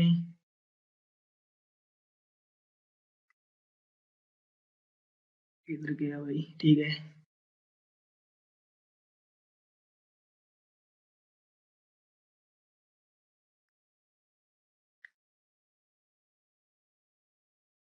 ओके, ठीक है। दोबारा हम इसको कंपेयर करते हैं, इसमें इशू क्या आ रहा है, ठीक है। तो मैं इसको फिलहाल इनको दोनों को रिमूव करता हूँ मैं, ठीक है, इसको भी रिमूव करता हूँ और इसको भी रिमूव करता हूँ, ठीक है। ये कुछ रिक्वेस्ट जो हमारी गलत आ गई थी, तो यहाँ पर हम दोबारा आ जाते हैं अपने, ठीक है। तो यहाँ पर मैं ये जो एंड वाली थी हमारी रिक्वेस्ट, ठीक है, पेलोड ABC 123 वाली, ठीक है, मैं इसको सिलेक्ट करता हूँ दोबारा, सेंड टू कंपेयरर रिस्पॉन्स वाली, ठीक है। तो यहाँ पर ये हमारी एक रिक्वेस्ट आ चुकी है और यहाँ पर हम दूसरी रिक्वेस्ट को भी सेंड करते हैं। यहाँ पर मैं एक और को भी सेंड कर लेता हूँ ताकि हम आसानी से कंपेयर कर सकें। तो सेंड टू कंपेयरर रिस्पॉन्स, ठीक है। तो यहाँ पर आप देख सकते हैं कि हमारे कंपेयरर में 2 आ चुकी है, ठीक है। तो अब हम 2 को कंपेयर करते हैं, ठीक है। तो बाई वर्ड्स हम करने वाले थे, तो मैं बाई वर्ड्स पे क्लिक करता हूँ, ठीक है। तो यहाँ पर आप देख सकते हैं कि इसने अब हमें दो कंपेयर करके दे दी, ठीक है। एक वो वाली है हमारी ये रिक्वेस्ट है, ठीक है, जिसकी कंटेंट लेंथ जो है 4288 है, ठीक है। और एक है जिसकी लेंथ थोड़ी कम है 4241 है, ठीक है। तो मैं यहाँ पर इसको थोड़ा नीचे से स्क्रॉल डाउन करता हूँ, ठीक है। और यहाँ पर ये जो हाईलाइट है, ठीक है, आपने इसको कंपेयर करना है, बाकी चीज़ों को नहीं। यहाँ पर इसने हाईलाइट किया होगा, ठीक है। तो मैं इसको थोड़ा इसे स्क्रॉल डाउन करता हूँ इधर। तो यहाँ पर इसने हमें रिस्पॉन्स में दिया है कि welcome to the password protected area golden बी, ठीक है। तो यहाँ पर हम इसको चेक कर लेते हैं अब, ठीक है। तो मैंने इसको नीचे स्क्रॉल डाउन किया तो यहाँ पर इसने हमें शो कराया कि user name and password incorrect. तो कंपेयर के थ्रू हमें पता चल गया कि ये हमें शो करा रहा है इस रिक्वेस्ट पे 4288 पे ये हमें करवा रहा है कि welcome to the password protected area garden भी, ठीक है। अब हम चलते हैं इसको चेक करते हैं, ठीक है। पासवर्ड को इंटर करते हैं और देखते हैं कि क्या हमारा ये पासवर्ड सही है या नहीं, ठीक है। मैं दोबारा यहाँ पर इधर आ जाता हूँ, इसको फिलहाल मैं कैंसिल करता हूँ, ठीक है। तो मैं यहाँ पर वर्क में आ जाता हूँ, इस रिक्वेस्ट को भी मैं फिलहाल अब ख़त्म करता हूँ और यहाँ पर मैं आ जाता हूँ वर्क में, ठीक है। तो यहाँ पर मैं वर्क में आ जाता हूँ, ठीक है। अब मैं दोबारा यहाँ पर अगर वही पासवर्ड दूंगा, ठीक है, जो हमें अभी उधर मिला था, ठीक है। तो हमारा पासवर्ड जो बेसिकली क्या है, गार्डन बी, ठीक है। यूज़र नेम हमारा था और पासवर्ड था ABC123, ठीक है। तो इधर मैं इसको इंटरसेप्ट करता हूँ और देखते हैं हम फिर। तो हमारी रिक्वेस्ट दोबारा आ रही है, ठीक है। मैंने इसको इंटरसेप्ट किया, इसको मैं फॉरवर्ड करता हूँ, फॉरवर्ड किया, ठीक है। यहाँ पर तो यहाँ पर आप देख सकते हैं कि हमारा पासवर्ड ये है, यूज़र नेम एंड पासवर्ड 123, ठीक है। यूज़र नेम हमारा गार्डन भी है और पासवर्ड हमारा जो है ABC123 है, ठीक है। और अब हम चलते हैं इधर इसमें, तो यहाँ पर आप देख सकते हैं कि ये कह रहा है कि यूज़र गार्डन भी, ठीक है। और पासवर्ड हमारा जो है यूज़र नेम एंड पासवर्ड है इनकरेक्ट, ये कह रहा है। तो पासवर्ड तो हमारा यही था, इनकरेक्ट क्यों कह रहा है, गार्डन भी, ठीक है। हम दोबारा एंटर करते हैं पासवर्ड,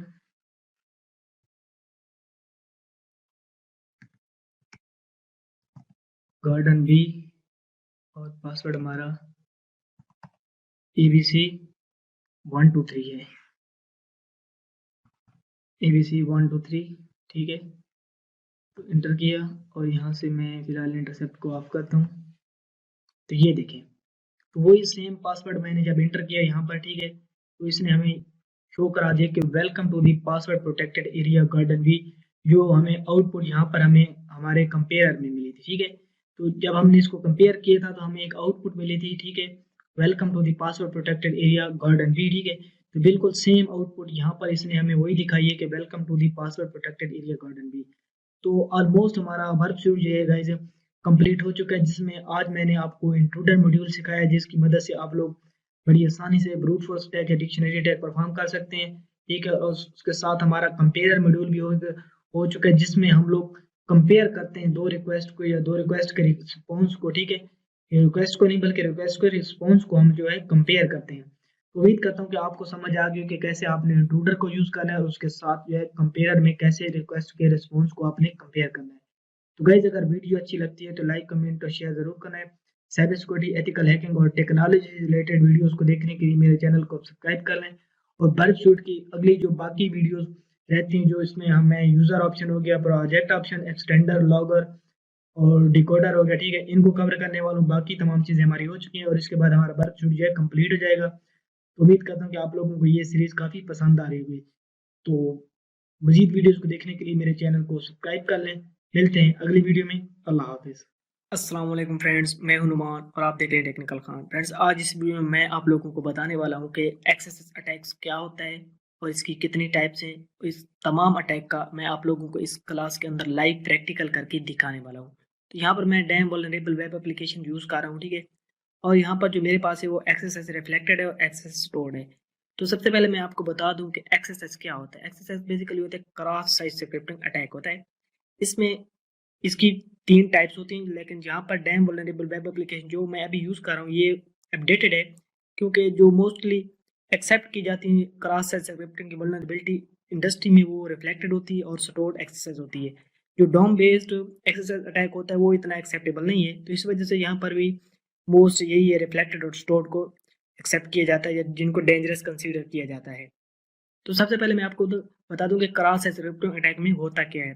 क्रॉस सेक्शन अटैक में गाइस ये होता है कि जब कोई भी अटैकर किसी भी वेबसाइट को विजिट करता है, वो देखता है कि उसका वेबसाइट का सर्च बार है या कोई कमेंट सेक्शन है या फीडबैक का सेक्शन है या कोई मैसेज का सेक्शन है, जहाँ पर वो कोई मैसेज इंटर कर सकता है या कोई कमेंट बॉक्स में कमेंट लिख सकता है या सर्च बार में कुछ सर्च कर सकता है। लेकिन अटैकर इन तमाम बॉक्सेस का सर्च फील्ड का लाइक नॉर्मल लोगों की तरह इस्तेमाल नहीं करता। वो वहां पर कुछ लिंक इंसर्ट करने की कोशिश करता है, लाइक जैसे कोई टैग इंसर्ट करने की कोशिश करता है। उस टैग के अंदर अगर उसको लगता है कि वो डेटाबेस के अंदर जब हम कोई भी कमेंट लिखते हैं, ठीक है, वो डेटाबेस उसको प्रोसेस करके एज इट इज प्रिंट करा देता है। लेकिन जब कोई भी अटैकर कोई स्क्रिप्ट लिखता है HTML का या जावास्क्रिप्ट का, मोस्टली जो क्रॉस सेक्शन अटैक होता है वो जावास्क्रिप्ट से परफॉर्म किया जाता है या HTML की कुछ भी आप कह सकते हैं कि HTML को भी इंजेक्ट करके हम लोग परफॉर्म कर सकते हैं। तो जावास्क्रिप्ट की वो कुछ भी स्क्रिप्ट लिखता है उसके अंदर कमेंट्स के अंदर या सर्च बार के अंदर अगर वो रिफ्लेक्ट हो जाती है या उस स्क्रिप्ट को डेटाबेस के अंदर स्टोर कर दिया जाता है, डाटा स्टोर के अंदर, तो उसको लग जाता है कि यहाँ पर इसके अंदर कुछ ना कुछ वल्नरेबिलिटी है। तो यहाँ पर मैं अभी आपको लाइव करके दिखाता हूँ, ठीक है। तो यहाँ पर मैंने DVW की सिक्योरिटी को अभी फिलहाल लो पे किए हुए, ठीक है। तो सबसे पहले हम लोग एक्सएसएस रिफ्लेक्टेड का प्रैक्टिकल करने वाले हैं। यहाँ पर मैंने एक्सएसएस रिफ्लेक्टेड को सिलेक्ट कर लिया, ठीक है। तो यहाँ पर मैं एक स्क्रिप्ट लिखता हूँ जैसे जावास्क्रिप्ट की,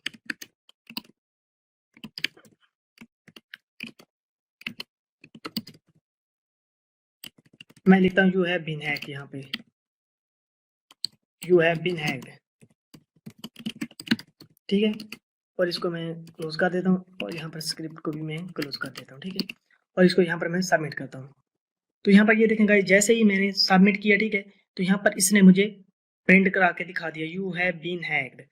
तो इसका मतलब है कि इस वेबसाइट के अंदर रिफ्लेक्टेड एक्सेस की वल्नरेबिलिटी, अगर आप इस तरह का कोई भी कोड या स्क्रिप्ट जावास्क्रिप्ट किसी भी वेबसाइट के सर्च बार में या कमेंट सेक्शन के अंदर या मैसेज बॉक्स में या फीडबैक में इंटर करते हैं और सबमिट करते हैं, तो आपको अगर इस तरह का कोई पॉपअप शो होता है तो वह वेबसाइट जो है रिफ्लेक्टेड एक्सेस से वल्नरेबल है, यानी कि उसके अंदर ये वाली वल्नरेबिलिटी पाई जाती है। तो इस तरह से आप लोग आसानी से चेक कर सकते हैं, ठीक है। तो अब बात करते हैं कि स्टोर्ड है रिफ्लेक्टेड एक्सेस गाइस। ये होता है कि आप किसी भी क्लाइंट को रिफ्लेक्ट कर सकते हैं, ठीक है, और उसे और ऐसी चीज शो करा सकते हैं, लाइक जैसे आप कोई हैक हो गए इस तरह से।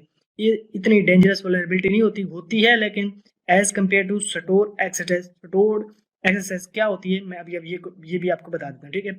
ये कुछ मैंने पहले चेक किया, इस वजह से ये स्टोर करके अभी दिखा रहा है हमको, ठीक है। ओके, एक मिनट, हाँ ठीक है। तो ये देखें, जब आप इस पे क्लिक करेंगे, ठीक है, तो ये स्टोर्ड एक्सेस इस तरह से ओपन होकर आ जाएगा। ये कुछ चीजें मैंने पहले टेस्ट की हुई थी, इस वजह से ये बार बार शो करा रहा था। तो यहाँ पर नेम का बॉक्स है और यहाँ पर मैसेज क्या है, उसके बाद है साइन गेस्ट बुक, ठीक है, साइन गेस्ट बुक। तो यहाँ पर नो नेम में मैं दे देता हूँ, जैसे लिख देता हूँ ऐसे जी अपना नेम, ठीक है, मैंने नुमान लिख दिया, ठीक है। उसके बाद मैसेज के अंदर यहाँ पर जैसे मैंने आपको बताया कि हम लोग कुछ स्क्रिप्ट लिखते हैं, ठीक है। तो स्क्रिप्ट जैसे मैं यहाँ पर लिखता हूँ, ठीक है, जावास्क्रिप्ट दोबारा, ठीक है, इसको मैं अलर्ट कर देता हूँ, ठीक है, डबल कोट्स के अंदर लिखता हूँ हैक्ड बाय टेक्निकल खान, ठीक है। इसको मैं क्लोज कर देता हूँ कॉलम को और स्क्रिप्ट को भी मैं क्लोज कर देता हूँ।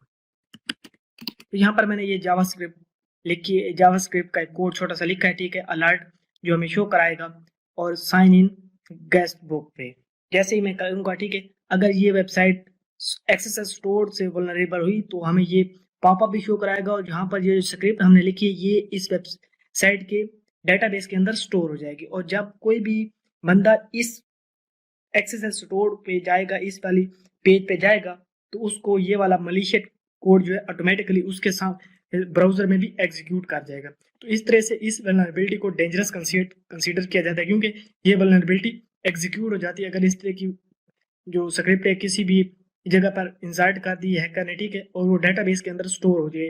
लाइक जैसे डेंजरस नहीं है, लेकिन इसी तरह की कोई ऐसी स्क्रिप्ट हो कि जो वो किसी भी टारगेट या बंदे का यूजर का जो है पर्सनल सेशन जो है स्टील कर ले, पर्सनल इंफॉर्मेशन स्टील कर ले, वो इस तरह से अटैकर जो है एक्सेस कर सकता है। तो यहाँ पर जैसे मैं साइन गेस्ट बुक पे क्लिक करूंगा तो ये हमें पॉपअप भी शो करवाएगा। तो ये देखें गाइस, ये अभी हैक्ड कार है, ठीक है। तो मैं इसको ओके करता हूँ क्योंकि मैंने आपको बताया ना, तो ये प्रीवियस को ले रहा है, क्योंकि ये देखें गाइस यहाँ पर यू है बीन हैक्ड, मैंने इनको पहले,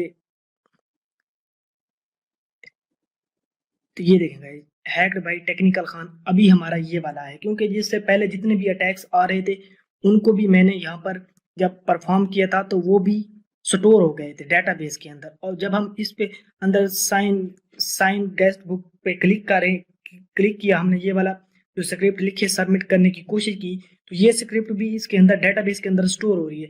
अब हम जब चेक करेंगे तो हमारी प्रीवियस स्क्रिप्ट भी एग्जीक्यूट होंगे, हमें पहले एग्जीक्यूट हो जाएंगी, क्योंकि अब हमने ये वाले स्क्रिप्ट या कुछ ऐड करने की कोशिश की है तो हमें नहीं पता था कि हमारे सामने क्या आने वाला है। तो इस वजह से जो मैंने पहले स्क्रिप्ट लिखी थी जावा स्क्रिप्ट की, वो हमें एग्जीक्यूट ऑटोमेटिकली हो रही थी, हालांकि हमने उनको नहीं इंटर किया था या एग्जीक्यूट किया था।